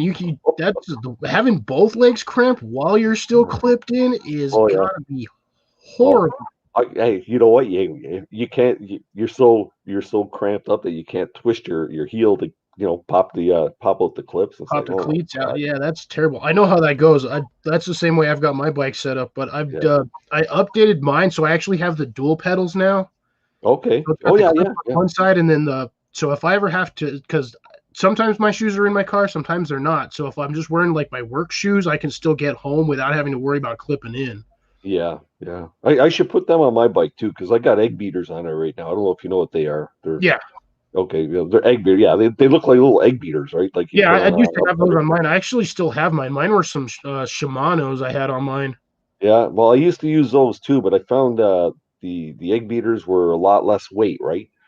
And but the Shimano's, at least the Shimano's have a bit of a pedal, like an area to they a lot more beef to them than the egg beaters, right? Yeah. But the dual ones like you're talking about, I should switch to that. That way, there I could ride my mountain bike around the neighborhood without having to put on my riding shoes and stuff, right? So Yeah, because those things take forever. You got to tie them up, and then you got to clip the Velcro over, and make sure everything's nice and snug, and yeah, yeah. pain in the butt. We've even got for my bike, I've got studded tires for it for ice riding. Oh, nice. Well, Yeah, that makes sense in your region. Yeah, yeah. We get well, in the wintertime we do get a lot of ice around here on the trails, but it's nice to have that because you can actually still ride the trails and not have to worry about ending up on your head, right? Yeah. Yeah, Or breaking a leg trying to go around the corner. yeah, yeah. And you'd be surprised. Like they got the ones I got, they're Nokian tires, and I think they got 386 studs per tire, and they're little tiny carbide studs. Wow. And you could actually go on flat, smooth ice, and you could actually pop a wheelie and ride a wheelie Nice. without like the back tire kicking out from under you. They bite that hard. It's Wow. pretty cool. How far did the teeth stick out? They're just quite literally like okay, in centimeter, all in millimeters, they probably stick out about maybe about 3 millimeters, 4 millimeters. Okay, So so like maybe just like grip. 3/16 of an inch, maybe. Okay. Yeah, but they're carbide, so they don't really lose their edge, right? Because like Yeah. concrete doesn't hurt them. Well, it will eventually, but it's Well, as long as you're not gassing on the brake and try to do a freaking 5 mile long tire burnout. yeah. You got to take care of them, but yeah, they make a big difference. That's for sure. Yeah, I've never had that issue over here. I I've, bet not, I've right? ridden my bike in the snow, but I've never had an issue with ice. Yeah, Because, yeah, like I said, I lived in 2 states so far, and one state got snow, but it was like usually heavy snow, so you could still bike in it even without anything. Because your tires would grip into it. It's like driving on sand. yeah. Yeah. Actually, these tires, though, they're not really good on dry conditions either because they are pretty beefy, right? So it's like if you're riding it on dry road or pavement or something like that, it's like a tractor tire on there almost, right? Yeah. Okay. So Oh, so yeah. you've got those big old No, fat no, tires like this. no, it's not a fat tire. They're just regular 26 what is it, 26 285s, I think, or something like that. Okay.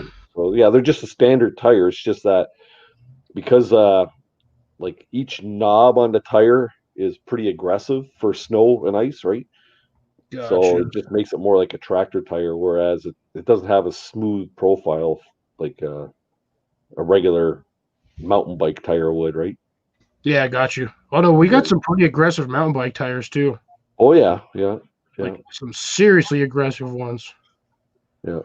Those fat. You ever tried one of those fat bikes? They call them fat bikes, right? The ones with the big Yeah, balloon tires. I can dude, they look so weird. I can't Yeah, see myself sitting on one. It would just look I, so odd. I know a lot of guys that ride them, and they say that they say they're not bad, right? Because you have something like that and you're riding in the snow, you don't need to have studded tires or anything, right? You just got to drop the pressure on them. Yeah, you still have to have But like actual like either the standard studded like tires because you can't ride them in balls. yeah, Ride them in like the equivalent of what they consider a racing tire, you can't go anywhere in the snow. yeah, But if you're on like a standard mountain bike tire, yeah, you drop the PSI down a little bit and it's like having a foot grab the snow and pushing it out. yeah. And that just there again reminds me of a tractor tire. I see running those tires and just making a lot more work. You ever see a guy on my live streams ride paddle repeat? Yeah, I see them on there all the time. Yeah, Darren. He kind of lives down around my area, and he rides a lot of the trails that I used to ride down here in Niagara. And he he's got a fat bike, and he says it's great. It's like, okay. Well, I would assume it'd be like riding a bike with a car tire because I mean that's essentially what it is. You've got more Yeah, beef, you got more meat there, so anytime you hit a bump, it's just going to absorb it anyway. yeah, and they're always rigid frames too. There's no suspension, Yeah, no dual suspension or front suspension on them. So yeah, don't need it. The tires absorb everything, right? yeah, I can't do that anymore. I used to have a solid frame bike. And that thing is still worth a pretty penny because they don't make it no more. Yeah, But I love my front and rear suspension. yeah. I got a full squish too. Yeah, it's I don't know. I couldn't go with just a front suspension or a rigid just because I don't think my back would take it, right? But Well, they make even more too because you can get suspension for your handlebars and you can get suspension for your seat. for So your you can seat have as well, yeah. four things of suspension on your bike. But the problem is if you hit a good sized bump, you're gonna drop like 8 inches. when you land, you're just gonna be all what? Yeah. And it's gonna freak you out because you're just gonna get really close to the ground really fast. Yeah, but a full suspension. If you're racing, a rigid suspension is better because you're not losing anything. Eh? When you got a full suspension or a front suspension, it slows you down, right? Like your pedal stroke, eh? Your suspension flexes, right? So Yeah. yeah, it's a trade off. Like I can lock out my suspension. I got the the levers on my handlebars so I can lock my front and rear suspension, right? Now, if you have to physically lock mine on my suspension, I got a little blue knob on there that I can either loosen it or lock it out completely, and I won't get no play. Yeah. Well, you can. I know, like my rear shock is a Fox shot or Fox shock. Yeah, that's what mine is. And it's got, like I say, it's got a lever on my. Is it the right one or the left one? You know where your shifters are. Right, there's another lever there. It's just a small one where you can actually push it, and it just through cable, like just sort of clicks it over one of the valves, right, which locks it. And also the other one, I think it's the right one, and then the left one locks the front suspension. So if you're riding on hard flat surface, you could lock them out, and you're going to get more speed. And then when you get on the trail or where you need to absorb, you release them. Just don't forget to do that. Yeah, because you don't want to hit a big old rock or a tree stump and freaking just hold the whole bend your tire thing. Yeah. Because even the front rim doing that one time. Right, I thought I had my suspension on, and I didn't. Hit something funny, and she just tacoed on me. Yep, and they're not cheap to fix either. The rims are almost they're just buying the rim is like anywhere between $80 to $150, $200. Yep, it's ridiculous. Yeah. Yeah, I know how that goes. Some of the new bikes they got out there now is like, holy crap, man! Their technology, like my bike being 10 years old, it's like a dinosaur now, right? Same. Just look at the 26-inch tires. You know, everybody's running the 27.5s now. They started a 29er revolution where they were running 29-inch wheels, and now they found a happy medium, the 27.5, right? So it's. I think mine are 2675s. Yeah, that's what I've got. Almost at that heavy medium. They're big tires, like big tires. But yeah, is what it is. Now all this talking about it, now I want to go out riding. I know. If I ever head up to Canada, I'm bringing my bike, and we should hit the trail. Yeah, man. Yeah, it's. I'd be up for it, dude. We've got some trails around here. Back when I was with the riding club there, back when I was racing, we actually down in Niagara, behind Brock University, which runs along the escarpment. Okay. We probably carved in a good, like we did a lot of trail maintenance, and we probably dug in a good 20, 30 kilometers worth of trails and maintained them all up alongside of the escarpment and stuff, and then heading down towards Lake Ontario. And then in Port Colborne, there's an old mill called the Robin Hood Mill, the Robin Hood Flour. I don't know if you've ever heard of that. No. But it's an old, that area back there runs along the Welland Canal, and it's an old dumping area from when they built the Welland Canal. So it's like all kinds of concrete, gravel, and stuff. And we built some like sweet trails back there. And they call that the Hood now, right? And all the trails are named after movies like Cliffhanger and like, you know, all those 80 movies type of thing, right? Jeez. So, yeah. Sounds fun though. Yeah. Sounds mad fun. Yeah. Man, I miss doing that. I used to, on average, when I was younger, I used to bike like 250 miles a week. Yeah. That was my average. Yeah. I was biking everywhere as a kid. Bike to a school, bike to work, bike to the store, bike to the movies.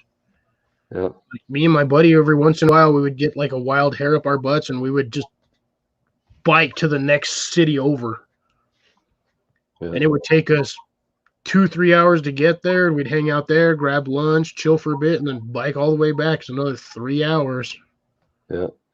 One of my best buddies there, Tony, he's like way better mountain biker than I, like very skilled mountain biker.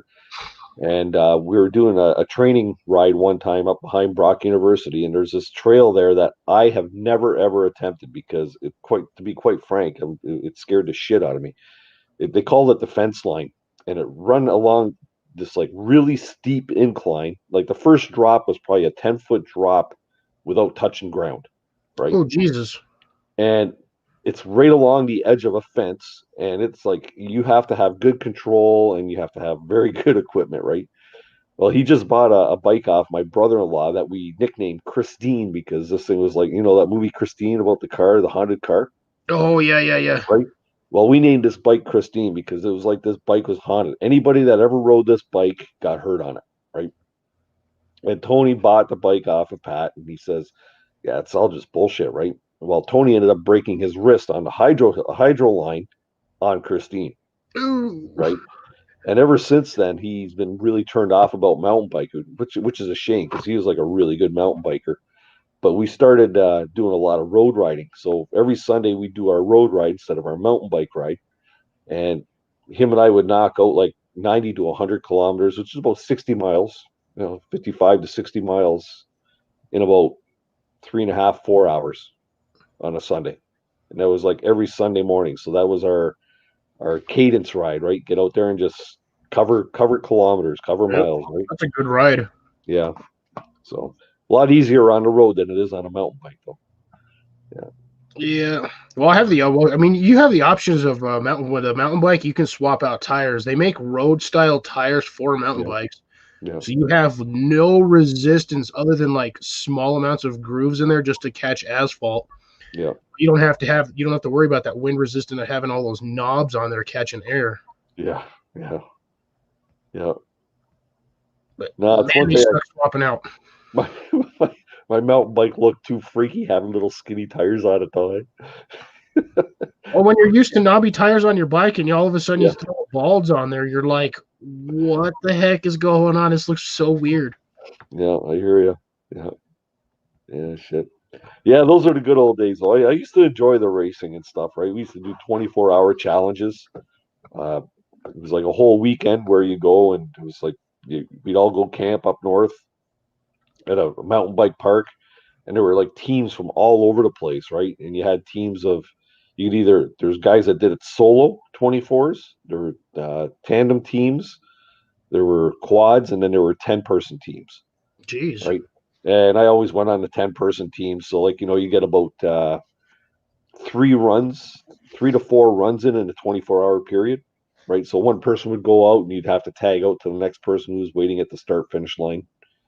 And it was pretty cool. So like right into the night, eh? So I always got stuck doing the 4:30 in the morning runs. And it sucked. You just want to sleep, right? Just like, shit, I gotta go ride 19 kilometers or and you can't see because there's no lights. Well, we had good lights, we get the good headlamps and stuff, and I think that's why they always put me on that like the late night teens because I had good lights and have them on my bars and then on my helmet as well. Gotcha. Then, yeah, that's crazy. That sounds like fun though, man. That sounds a lot of fun. I would have been up for that as a younger kid, man. I'd have been all over that. I'd have run 2 or 3 legs of that, to be honest. Yeah. Well, like you say, the toughest part though, like if you run late like that, everybody's sitting around a bonfire and you're sitting there drinking beers, right? It's like, shit, I gotta go. It's my turn. Anybody want my turn? Right. Anybody want my turn? Take care, Alfredo, man. Have a good one. Thanks for joining us tonight, man. Take care, Alfredo. We'll see you on the next one. Yeah. I was gonna say, we got anybody in here, or are we boring them with mountain No, actually, we still got 10 in here. Yeah, we still got 10 people. The last time I did a live stream, I was on there 5 hours and 5 minutes, and I had 3 people in the chat. Yeah. And 2 of them were on panel. That's just about having a conversation. Right? Yeah, it's all about the conversation. Yeah, I was just like, it was a day off. I didn't have to go to work in the morning, so I was just like, all right, I'm gonna see if I can go 5 hours.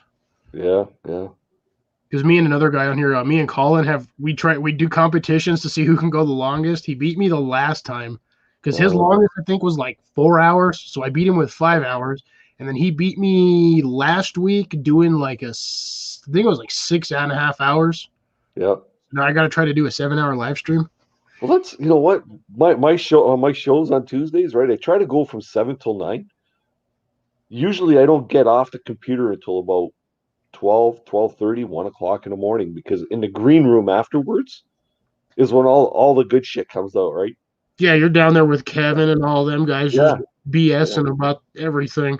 Oh yeah, we all get going, before you know it, the bourbon and scotch is coming up. It's like a party. The only thing we're not doing is giving knuckles or anything, right? So Well, that would explain why it always takes you so long to get over to Jesse's afterwards. that's why half the time I come in at like 10 to 11 or something. Eh? It's like, okay, guys, I really got to go, because I like piping in on Jesse's live streams. Yeah, he's always got fun live streams going.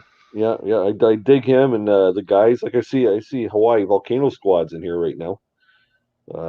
He's usually on Jess's streams, isn't he? At Yep. late He's night usually there. in there. I've seen him a few times on yours, I think. Yeah, but yeah, we get going on them on in the green room there. Last night I got to bed at 12:30 because we had Hap Wilson on, and this guy's been like an idol of mine since I first started canoeing and stuff. Yep.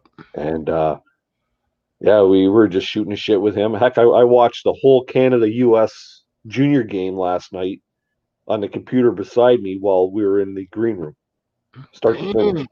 Yeah, so that was a whole hockey game after the. Oh man, this guy's going to bed.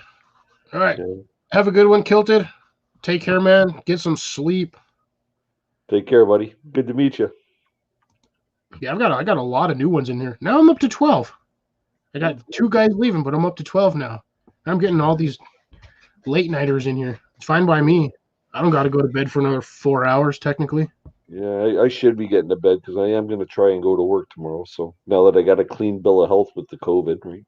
There you go. Yeah. Take you some NyQuil and then wake up in the morning and take some DayQuil. I got my box of Buckley's right here.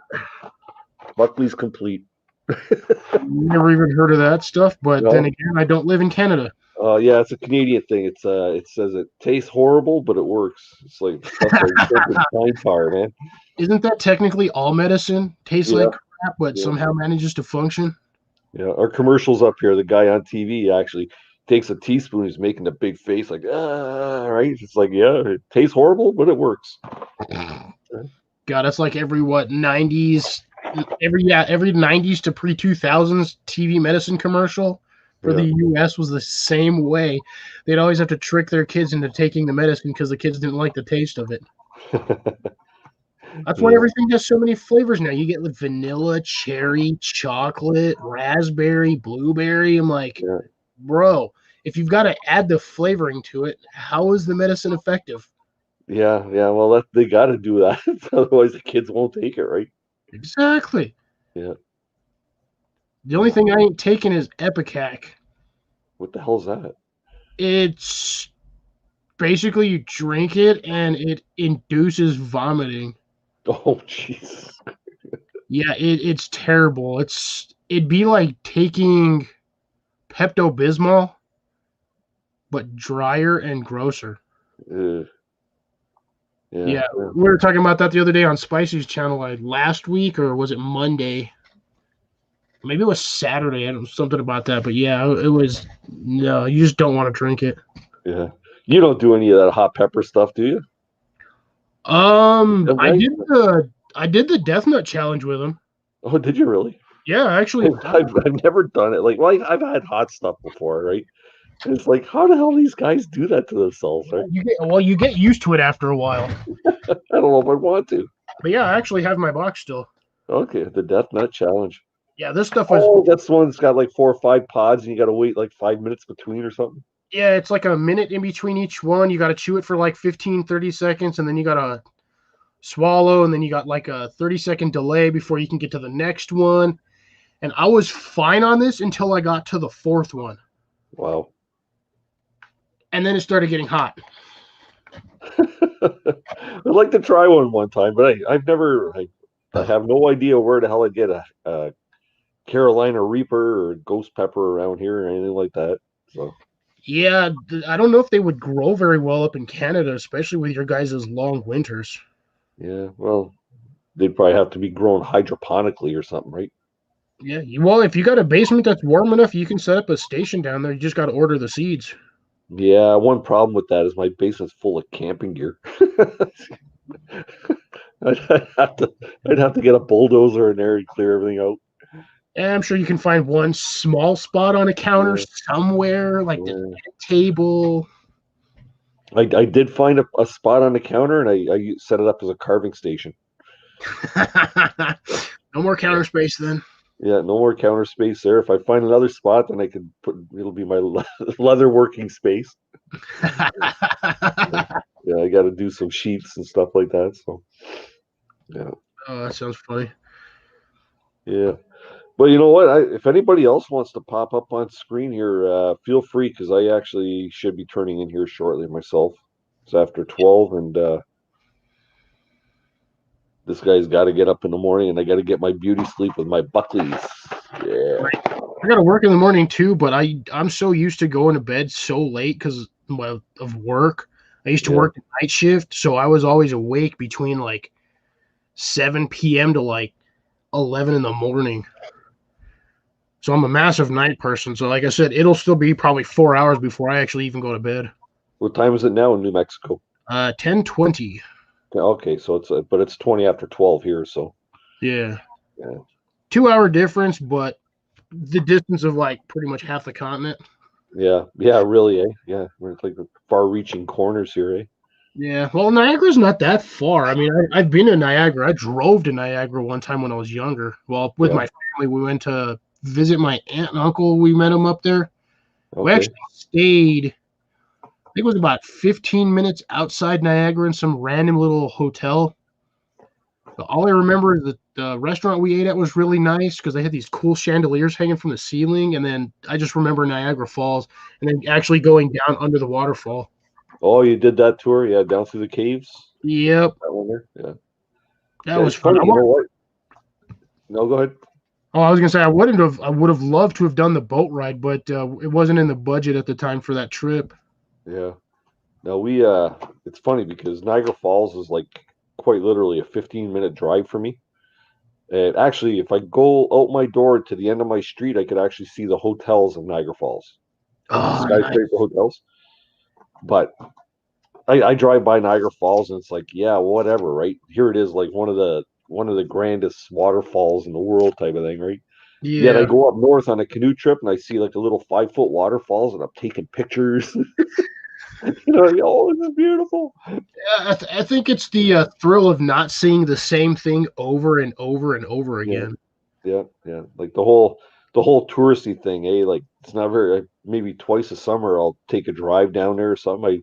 My wife and I would drive down there a lot more often when I had the motorcycle. We'd just go out for a cruise or something and ride the parkway along the Niagara River. But now it's like, yeah. Yeah. Well, so again, you live right by it, so to you, it's old hat. You see it all the time. It's nothing new to you. Yeah. Because I again, see like the top of it more than the bottom of it. Yeah.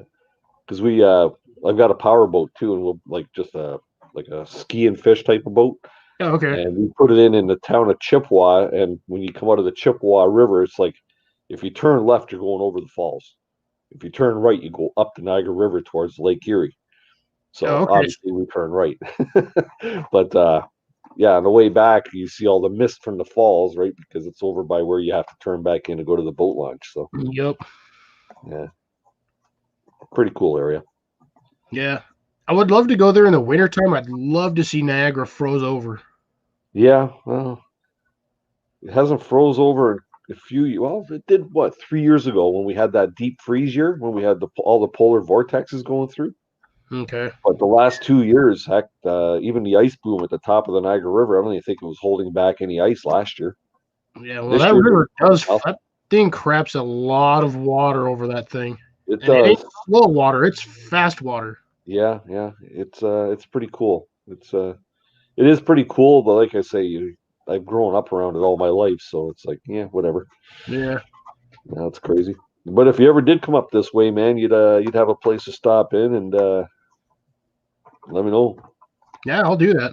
Let me know. It'll probably be a while because I still have to get like a passport and all of that. And the borders have to open up. That too. I mean, it could be 3 or 4 years before I even actually manage to make it up there at the rate this is going. Yeah. That's the kicker, eh? Like the only thing we don't go to the US side very often because we are so close. But when we do go over, we go over to do basically just shopping and stuff, and then we'll go over for chicken wings and pizza because they got some killer places over there for wings and pizza. Oh yeah. But we'll go over there and we'll go shopping and buy our groceries. Like I'll go over there and buy like a brisket, say for instance, at the grocery store or at the Walmart there, and a brisket I'd pay $25 American for. Here I'd have to pay about 80 or $90 Canadian. Ooh. Yeah, it's crazy, right? So every time I go over, I'll pick up like 2 briskets and some of my other stuff that I use for camping foods and stuff because you can't get it here. Like Hungry Jacks. You ever heard of Hungry Jacks? Yeah, pancake. The for here, Hungry Jack is pancake mix.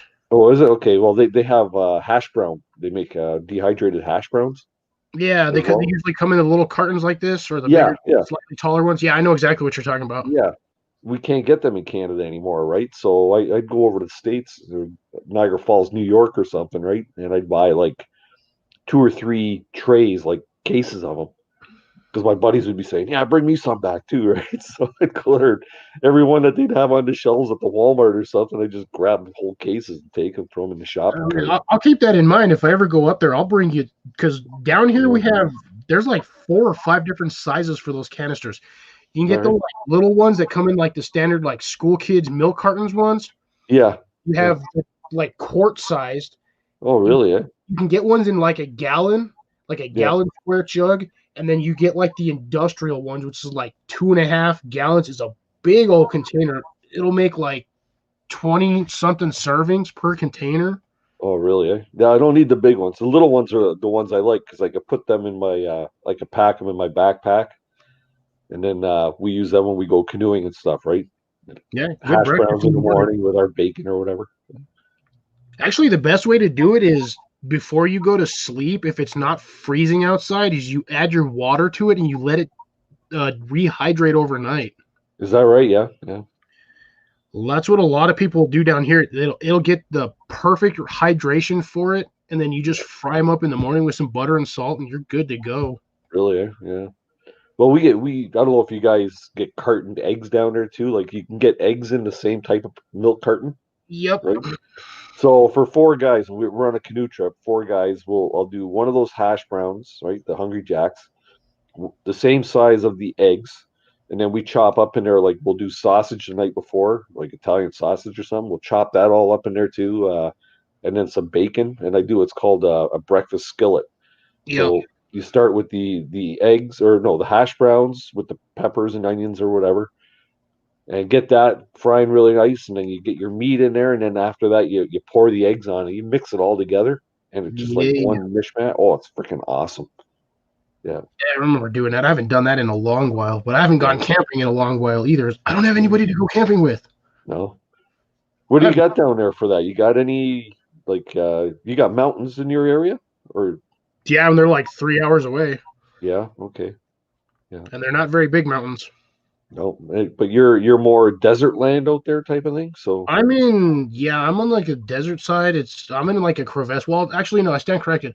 I have a mountain range about 30 minutes east of me, yeah. but down here we don't have the very pleasant animals. We have bears, wolves, coyotes, and big cats. Yeah. Yeah, that's some scary shit there. I'm okay with the bears and the wolves and the coyotes, but it's the cats that'll get you. Yeah. Yeah. Yeah, the cougars up here, I mean, them suckers, they have paws that are like this big Yeah. for a mountain lion. And I'm just like, I'm not messing with a cat. Hey, No. Nicole, how's it going? Yeah.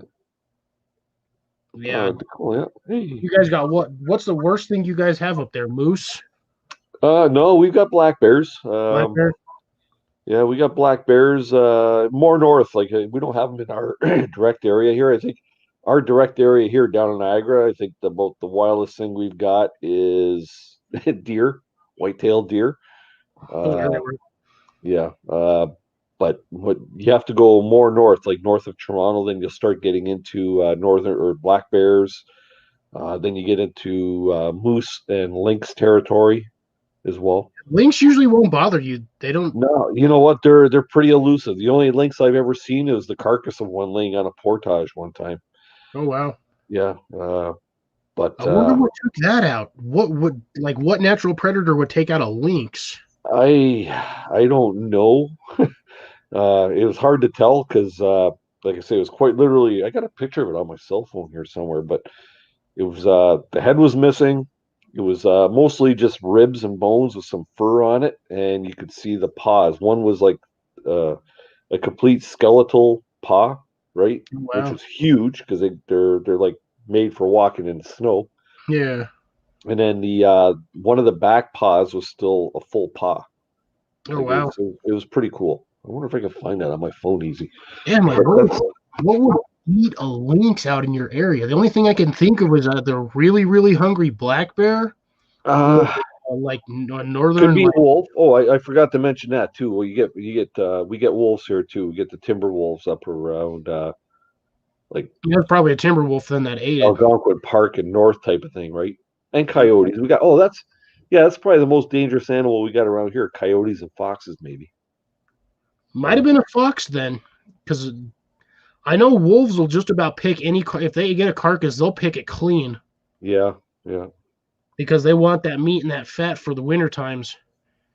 But yeah. just in general, wolves are gluttons. They'll eat like almost double their body weight sometimes.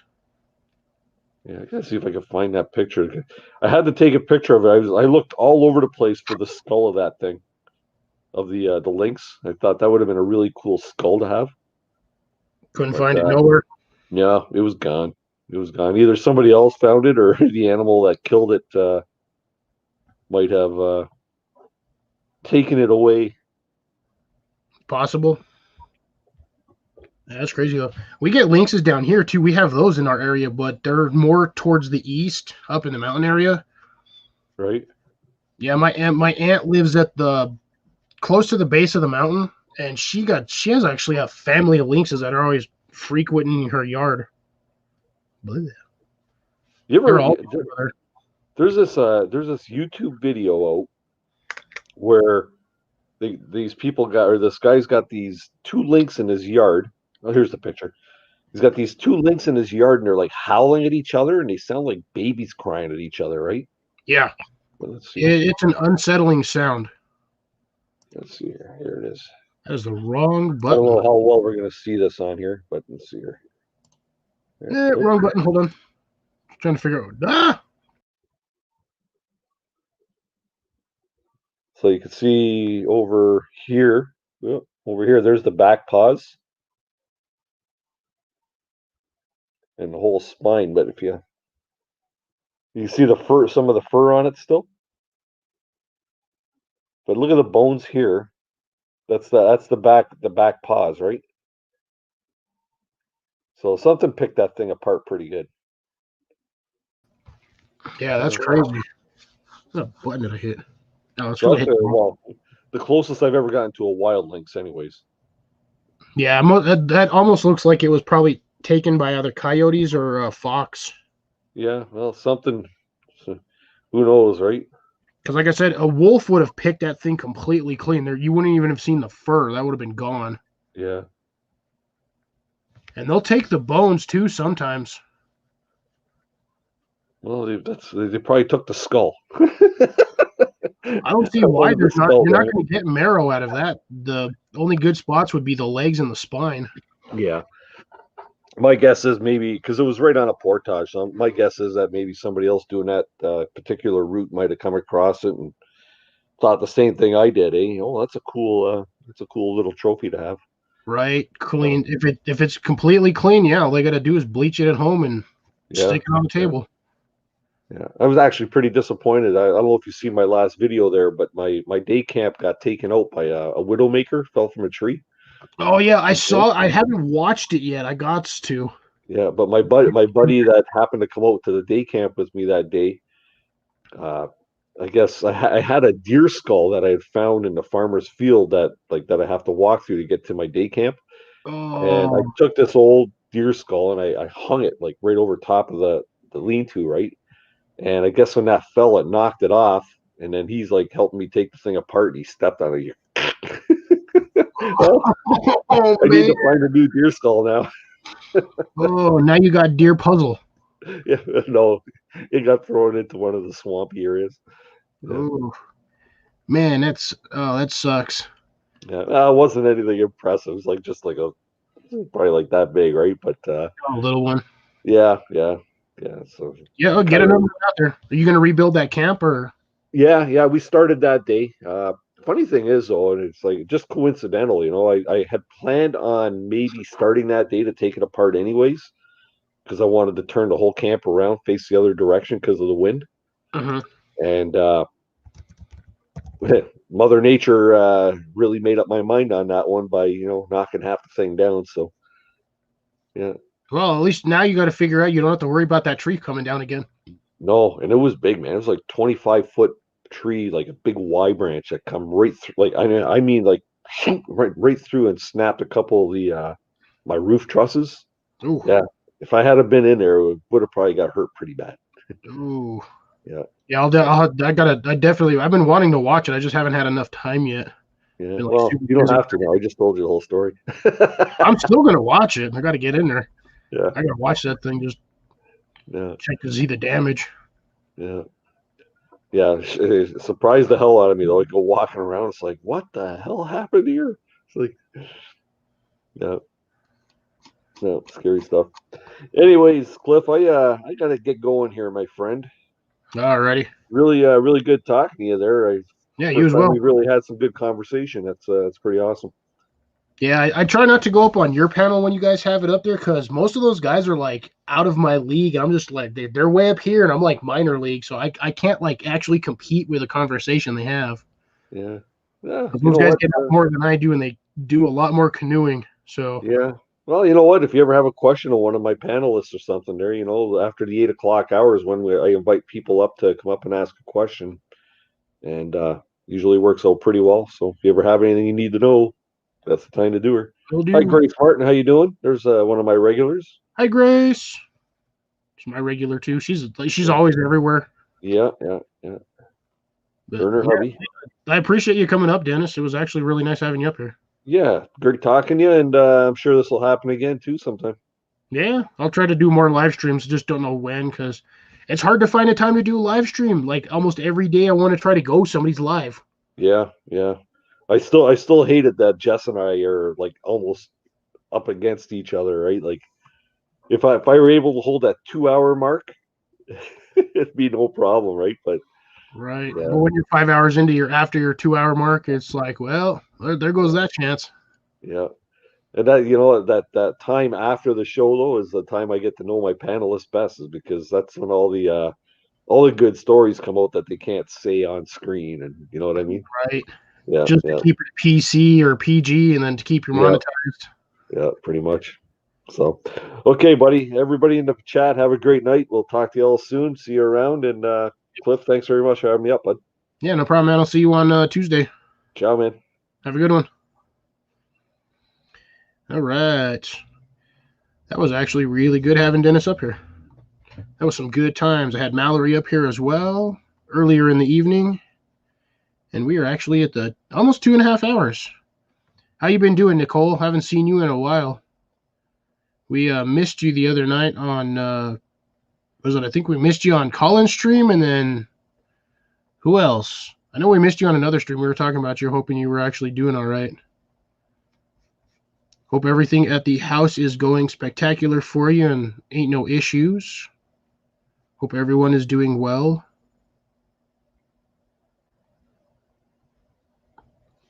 Oh yeah, if you haven't checked out Dennis, go for it. Definitely sub to him and creative over there as well. Oh, and then Grace joining me all late. Usually one of the first ones in the chats, but must have been sleeping. How you doing, Grace?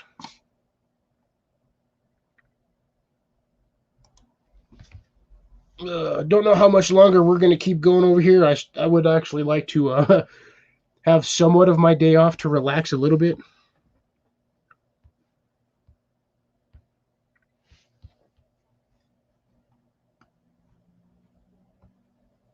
Ooh, well, that's a lot of the stress right there, is having kids moving in and out.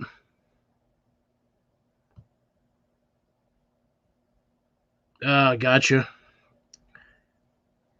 Grace has been lurkity.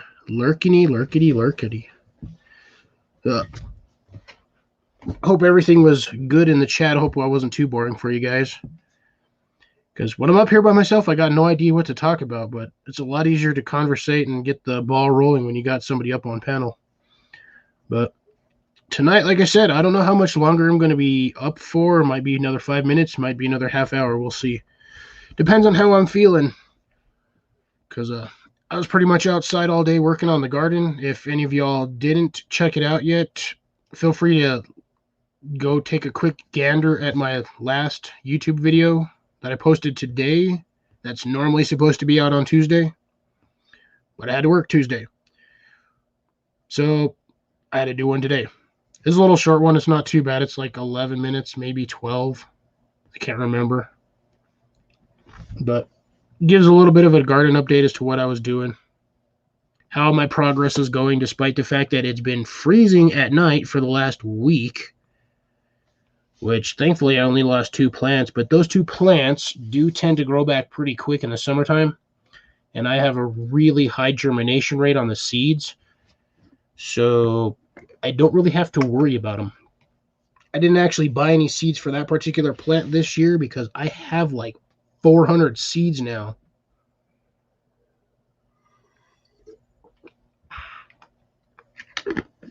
Yeah. I actually got more stuff done today. I just didn't film it. I just wanted to do a quick update because I had a lot of work I needed to get done, and filming it would have taken me forever to get stuff done. Yeah, that's the best part. It's going to be that spring thaw, though. That's going to be the best for your plants because they're going to get all of that free water. But, yeah. So I did plant a couple of peppers today. I planted 7-pot red, some pucker butt yellows, some reapers, habaneros, not bell peppers, jalapenos, and what else did I plant? Yeah, that was it. I planted 6 out of 7 of my little seed starter planters I planted seeds in. But we'll see what happens. I got them in the greenhouse right now, chilling under the heat lamp. So hopefully I can get them to grow. We'll see. This will be the 3rd time I've tried growing these things now. So hopefully I can get something started.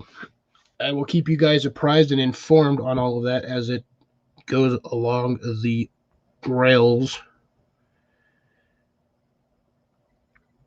Yeah, see, I was doing that with some of my basil plants, creative, and then somebody messed with my thermostat in my greenhouse, and one night I woke up and, well, because I check my stuff in the mornings before I go to work, and I woke up in there, I went in there, and all of my condensation on the stuff, all the plastic was completely frozen, and 3 of my plants were dead. Luckily, my lettuce didn't die because lettuce likes cooler weather. So my lettuce actually did pretty good. That actually didn't phase it any. It just kept going. As if you guys will see it in the video if you watch it.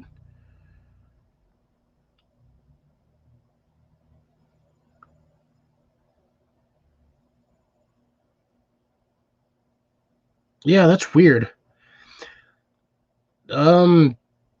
Onions, are they like onion chives or like actual standard like onions like you would put in?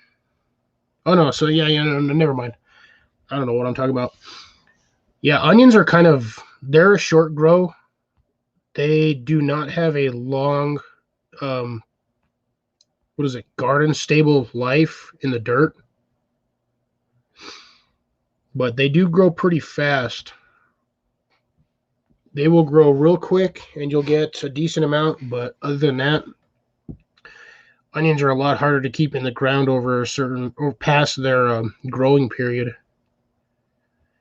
you can start them off outside of their normal grow period if you have them inside, like you said, but you have to have them in a fairly warm area. Hey, Tyler, what's going on?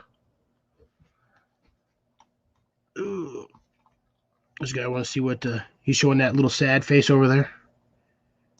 You just getting off of work, or you just waking up, or got my notification?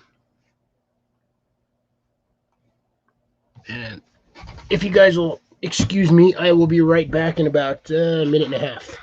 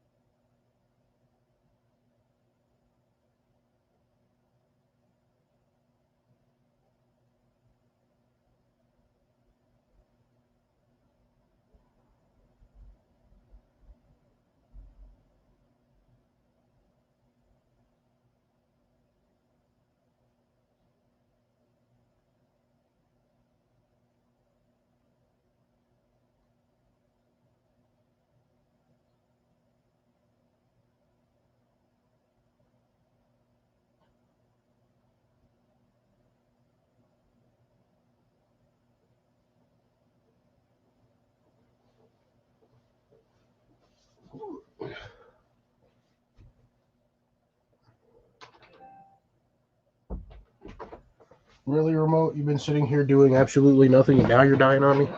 Okay, I'm back. You're killing me, Tyler.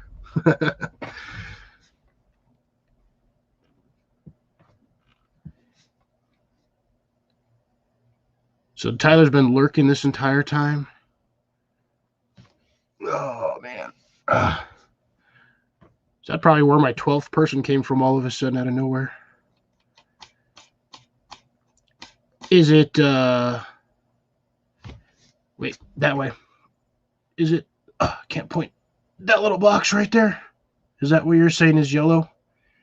I've also got a yellow box there. And it's hard to do this opposite direction. There we go. That is green. Bam. Yeah, I've had way too much to drink today. Not alcohol-wise, just liquid-wise. I had this instant lemon lime. Exactly. Actually, I still have it over here. I swigged this thing earlier. Oh, come on, computer. It's going to be weird. Sun-kissed lemon lime thingy. And then I had orange powdered energy drink earlier today, so yeah.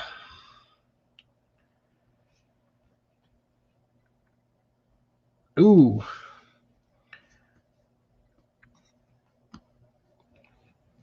Damn, that sucks, Tyler.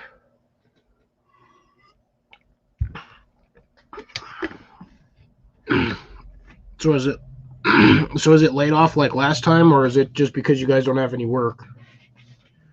Because I thought you were doing that concrete pour out of town, or did you guys finish that one already?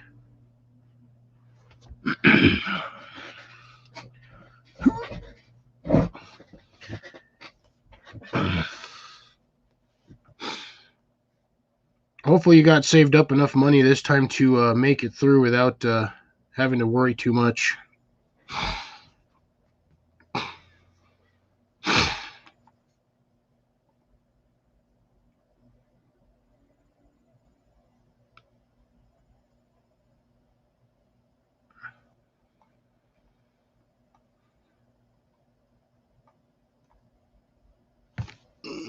Let's see. I guess I can throw this back in here, see if anybody wants to join me up here.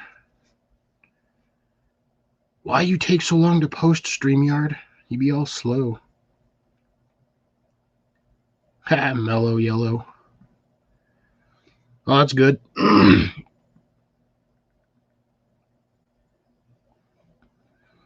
Just don't go on any crazy spending sprees for camping gear. You'll be able to make it.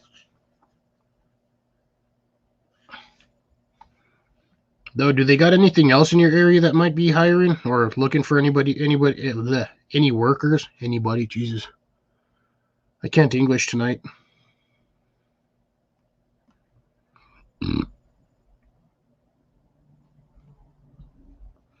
I'm so used to just not being up on panel or screen that I'm like half tempted to type in the chat just to communicate with you guys. I don't know why. Although now I suppose I could do this way. Bam.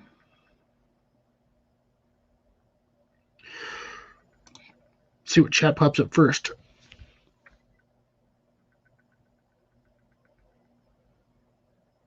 Yeah, I don't understand English.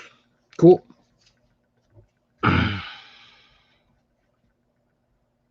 I type in my chats too sometimes because if you're in a mid-conversation, it's hard to sometimes recognize or initiate answers for questions.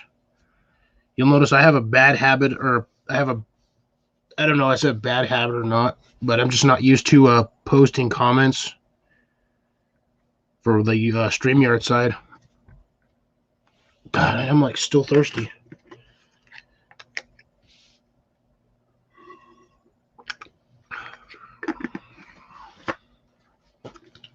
Still waiting on my Tyler Woods Bushcraft sticker.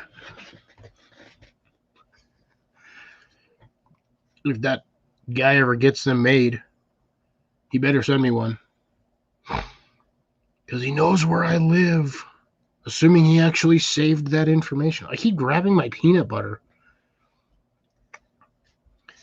I blame Will. I've been wanting peanut butter all day.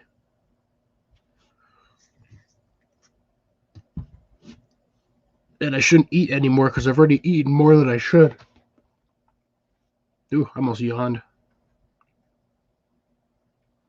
Dang, he still hasn't sent that, Nicole?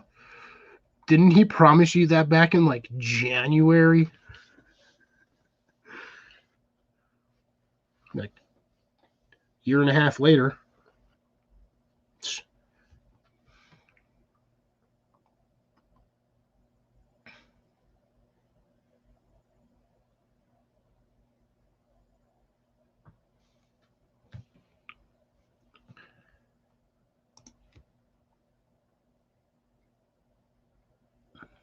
Unless Colin forgot to pack it in the bag and Colin still has the hammock at his house. I'll have to bug him on that one. What'd you think I was going to say, Nicole? Like, I blame Will because Will's trying to get me to eat peanut butter and carrots, and I've never done that before because it just seems like such an odd combination. But I've got the fresh carrots that I picked from last week's video, and I got a jar of peanut butter. Actually, I got another jar somewhere. I just don't know where it's at. I like to buy these in packs, in pairs, because I like to eat peanut butter. I just eat peanut butter straight. Oh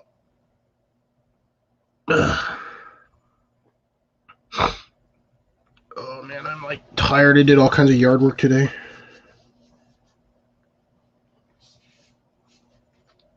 Plus the lack of sleep. So, yay me. Hence the reason why I look like poop.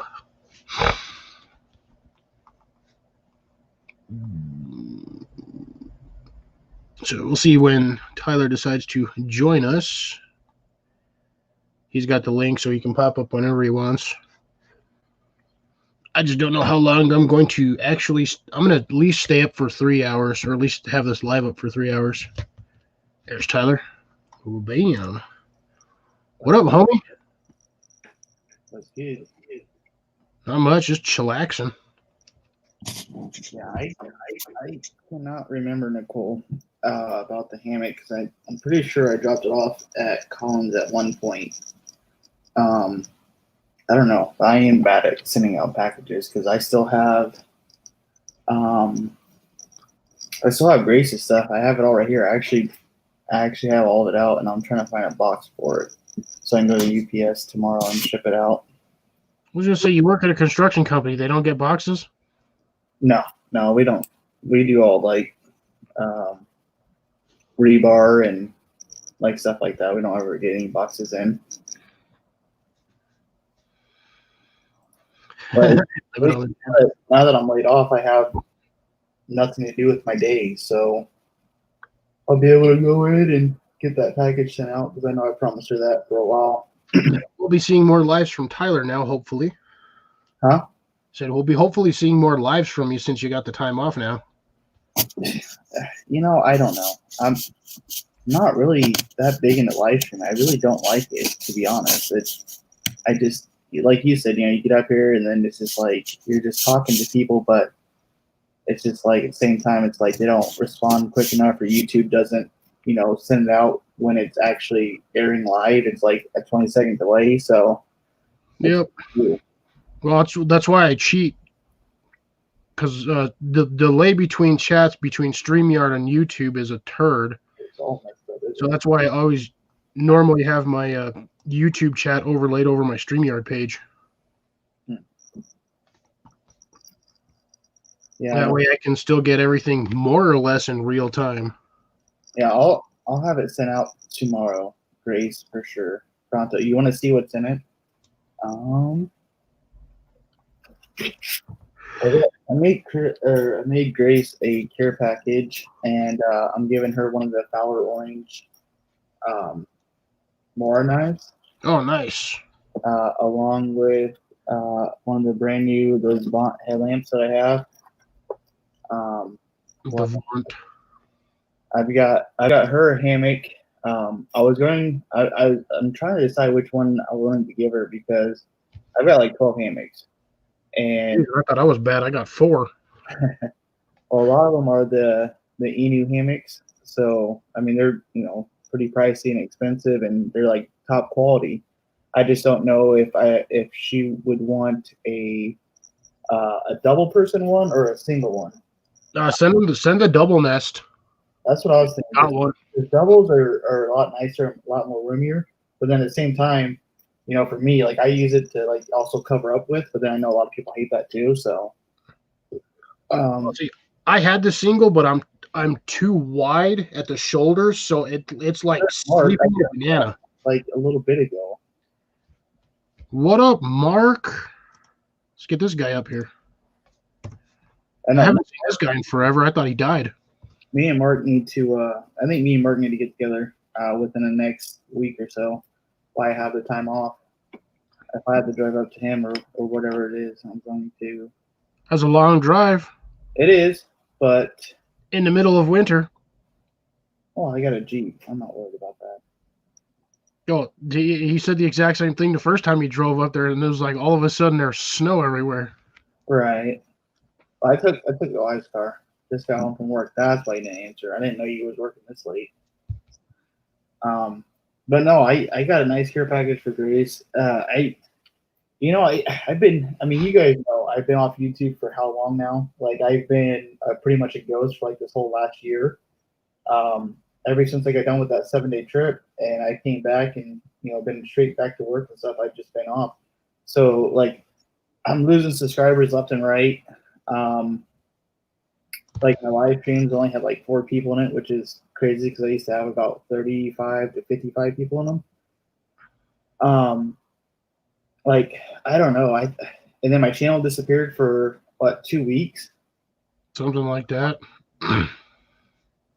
yeah, I have no idea, and it's just like it's kind of like starting all over again. It's like at some point, like I think like my channel died like within this last year to the point where it's like it's not like my channel's dead, but YouTube just considers my channel dead because of my inactivity. That's the algorithms. Yeah. So honestly, I've just been thinking about just making a whole new channel. Um, I think I was thinking, that's what I want to do. But then again, this channel right here is my baby. I went through hell to keep my channel. I've had to prove myself multiple times. I've had to deal with some of the most craziest bullshit. I mean,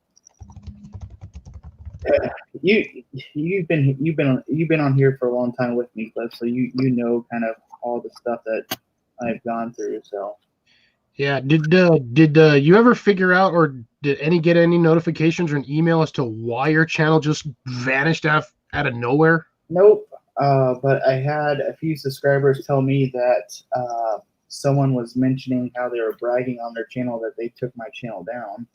I'm sure you can guess who that was. Yeah. So I don't know. To be honest, I don't know. And I think that's a lot of my issues too. Is like I've been laid off for like 2 days now, and I don't even have the motivation to go and do videos now because it's just like, all right, if I post this, what am I going to have to deal with next? Or whatever it may be. It's like I've been contemplating on either making a new channel and starting all over again, or try to keep this channel live. Which sometimes I feel like they say like sometimes it's best to cut your losses and start fresh. So I don't know. I honestly don't know. I would suck if you had to start over, especially after all the work you went into getting the new logo. Right. I mean, and all that stuff can be replaced. Yeah. Still sucks though. I know, but the thing that I think about too is like I have put a lot of work in, and I have tried building this channel, and I'm just sick of a lot of the other channels that how can I put this nicely? I'm just sick of a lot of channels within my neck of the woods, within my area, and the competition, and everyone thinking that YouTube is all about making money, and it's all about the views and all about the subscribers, and that's once you start bringing that into account, once you start focusing so much attention on that, it does not become fun no more. It becomes a job, and it's like what they say: once money's involved, everything just goes downhill. So I don't know. I don't know. that's my issue. I just don't know.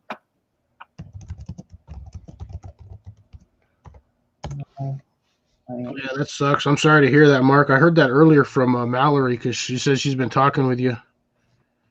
So I heard about that. My condolences for your loss, brother. Yeah, it's crazy stuff. All the stuff that happened today at the house, with all the riots and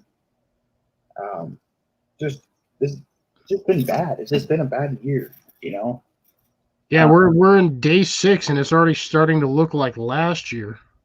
The crazy thing is the day that me and Mark and Justin came back after doing our 7-day challenge, we did that live stream. I was actually watching a lot of Mark's older videos last night. I was going to call him, but it was like 2:00 in the morning, so I didn't call him. But I was rewatching Mark's live stream the day that we got back, where we're all three sitting there.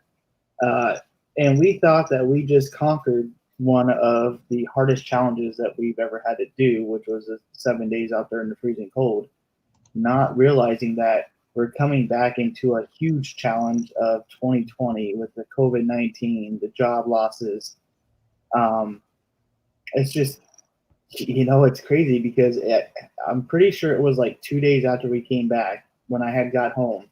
I started hearing all about this COVID this, COVID that. And, man, it's just, I wish we can go back pre-COVID, it's just, I'm so sick of it. It's such a bummer. It's such a, Yeah, it's basically killed everybody's mojo this year. It's like, or last year, because nobody could go anywhere, man. Every plan that I had died. Yeah, I had some major plans. Like, me and Greg Ovens were gonna go and do like this whole 7-day challenge. I told my work about it. I had the days off lined up, and then that happened, and we're not able to do that. But not only that, I mean, my biggest thing is like I've been so depressed for like the last 5 months, and that's partly why I haven't been on YouTube is because I'm trying to stay off of social media because I'm sick and tired of seeing COVID this, COVID that. Small businesses being shut down or they can't operate at full capacity. They have to lay off their staff that are not making ends meet to stay in business. These little mom and pop shops that were already hit hard by Walmart and Amazon and all these other major companies that were taking out these small family owned businesses that have been around for the last 60 years or longer.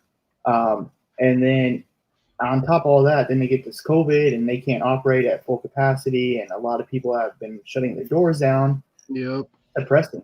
It's killed a lot of our economy. Like it's just destroyed it. And the crazy part is our economy was at its best right before this happened, and then COVID hit, and then it just started tanking. Yep. Yeah, I mean that's a whole other reason why I haven't really been active on social media. It's just I get on and I see like two things and it just gets to the point where it just upsets me enough to where I don't even want to be online the rest of the day. I don't want to tune in. I don't want to do anything because I'm sitting here right now and I'm sitting decently comfortable and I can't relax. I can't enjoy myself. I can't enjoy the time with the family because I'm worried about everyone else. I'm worried about the local, the little local restaurant down the street from me that is not going to be in business anymore, and they've been here for over 80 years because of COVID. And it just sucks. Well, I'm surprised they didn't fall. Well, I actually don't know what it is in other states, but here for some of the restaurants and businesses, you can actually apply for a small business loan or government aid relief, whatnot. I don't know if that one, if that applies for you guys up there. I've talked to a few people that own restaurants, and they said that they're on the list, but the list is it'll be 2023 before they finally see any help because of the way things are. Hey, look, this guy actually. Oh, look, he's on his phone. I think he actually remembered how to use StreamYard. What's going on, buddy? What's going on, Mark? Not much. I'm gonna get something to eat. I did that earlier. I still want to munch on peanut butter, though. Let's have a full box of beef jerky. I have half a jar of peanut butter. We only got probably about, let's say, maybe 2 inches of snow, like that. Really? What the heck? Really? We got hit with a storm on Christmas Eve, and we got up to 2 feet of snow within 10 hours. Yeah, it's been so mild here and foggy that I don't even think there's an inch of snow out there. That's been pretty bad. Don't you normally have like a foot and a half, like to like 3 feet of snow out there by now, Mark? Pretty much. Hell, this weather in this country has been so weird this year. Yeah,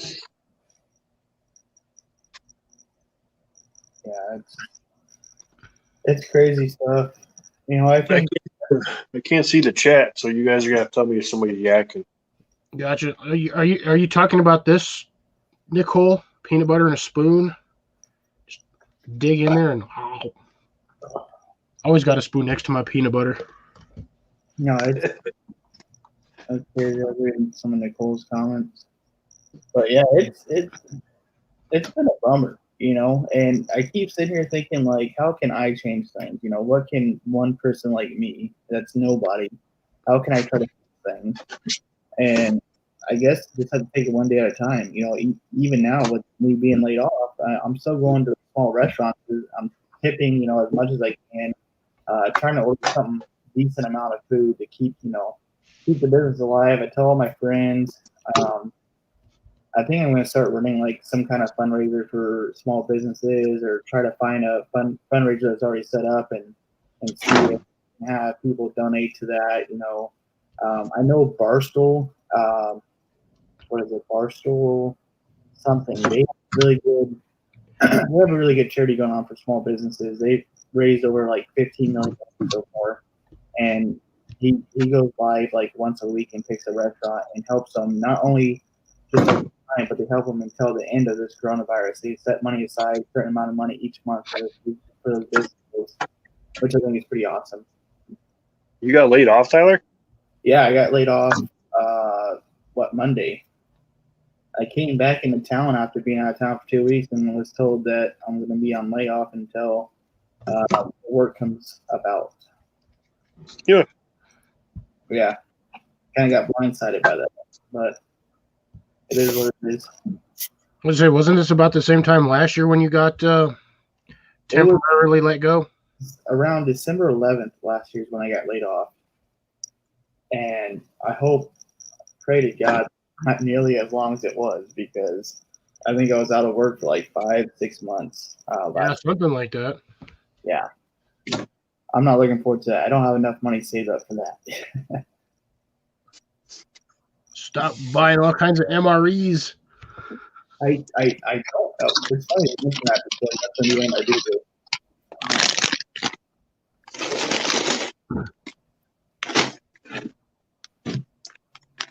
Actually, I gotta, because you said you had like 8 of those things or 12. I got 20 cases of these. You know what you should do is you should part with a few of them and like do like little sell-offs for like a couple of packs. Sell them for like $15 for like 3 or 4 packs. I hate to do that this time. That's the thing. I do plan on giving like a few away as like part of giveaways once I get back to the routine thing. I recorded two videos in the last 2 days. They're gonna be more towards like events, like prepping and kind of doing like I did a review on a plate that you can buy online for an armored bulletproof plate. I did a review on that. I ended up taking that out and shooting it, so that was money down the drain, but I think it's gonna make for a good video. Mark about to eat a microwave burrito. No, I'm actually making it's called Southern style chicken bits with some kind of French fries. Huh. Sounds interesting.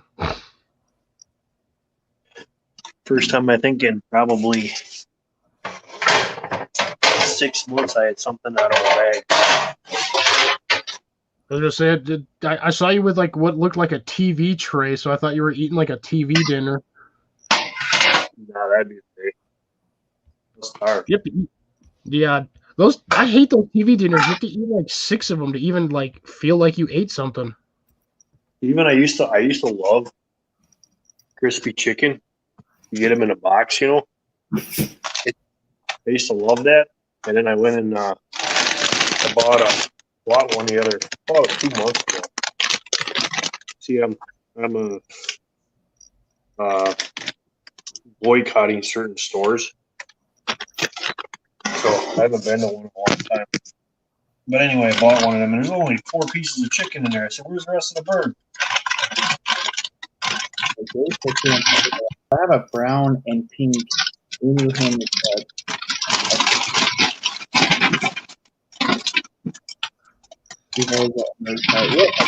Because my wife was in the army and she was able to get lots of cases. Their rule of thumb is if they open up a case of MRE and no one eats them, or if they don't finish off the case, you have to go whatever government spending for you right there. So luckily, her sergeant was able to let her take them home.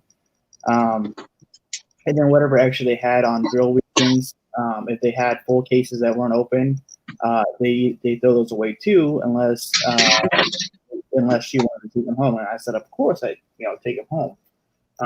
Now those things go for $120 plus on Amazon and eBay, and that's for the A ones, which are the lower dates. All these are Bs, so these are good up till 27, 22, which is like 700 years from now.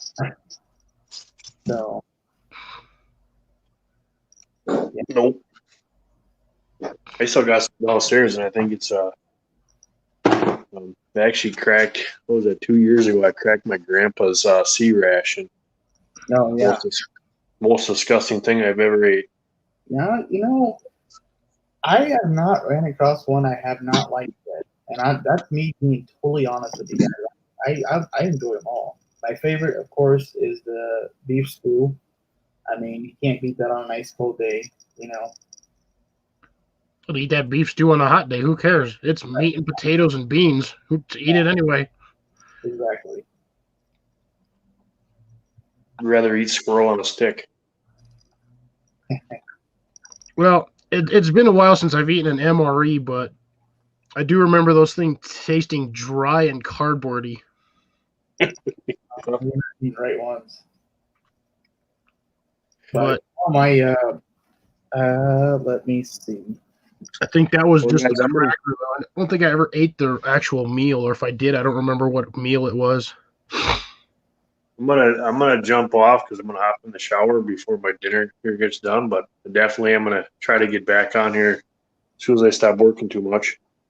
Yeah, give me a call whenever you get a chance. Yeah, now that I know you're home, I was gonna call you on my way home, but I figured you're in bed because you're working. Nope. Yeah, that's the same reason I haven't bugged you, Mark, because I know you're always working late. So I haven't bothered with it because I don't want to bug you at work. Yeah, I work too much. Man, look at all that. Let me make a. Where's my buttons? Yeah, There we go. I recorded it once on my phone and once on my main camera, but my first video, I'm gonna do like 7 videos when it comes to prepping. It's gonna be 7 little mini series that are like 10 to 15 minutes each on what to prep for 2021. And I started off with food and water because obviously those are the 2 most important things when it comes to surviving. And I just kind of go over, basic stuff and kind of thinking outside the box when it comes to prepping. Like the video kind of addresses like if your location that you're at, your bug out location gets compromised and you have to move, you're not going to haul, 20 cases of MREs around and 20 cases of water. So I talk about, life straws. I talk about water purification tablets and purification kits, along with fishing kits in that video as well. All right, boys, I'm gonna jump off. So good to see everybody. Grace, I seen you left a comment in there, so good to see you too. Yep. I'll be on. I'm just trying to settle down here. And this is the way things are going nowadays. It might even get worse. Oh, I got HVS in the basement snuck in there. I didn't even hear the icon for it. Bam. What's up, HVS? How's it going? All right, take care, Mark. All right, talk to you guys Trial later. version. Later. Oh, don't even start with that trial version. Trial version. Nope. Trial version. All right, bye. Later's Mark. Yep. Well, I'm going to hop off too. I'm going to go ahead and get this video edited, and then I'll start posting videos tomorrow.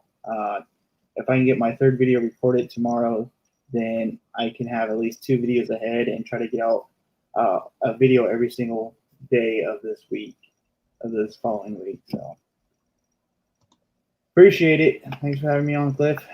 Yeah, no problem, man. It's good seeing you. Yeah, good seeing you guys too. Take care, everyone in the chat, and we'll look forward to it. Later, Tyler. All right, let's see if HVS is working here. Trial version. Nope.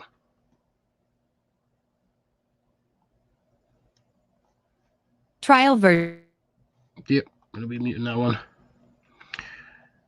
Yeah, you were good like last week, HVS, and all of a sudden now you're getting that weird trial version. Jesus, I'm like tongue-tied. But anyways, yeah, I was actually going to wrap it up, guys.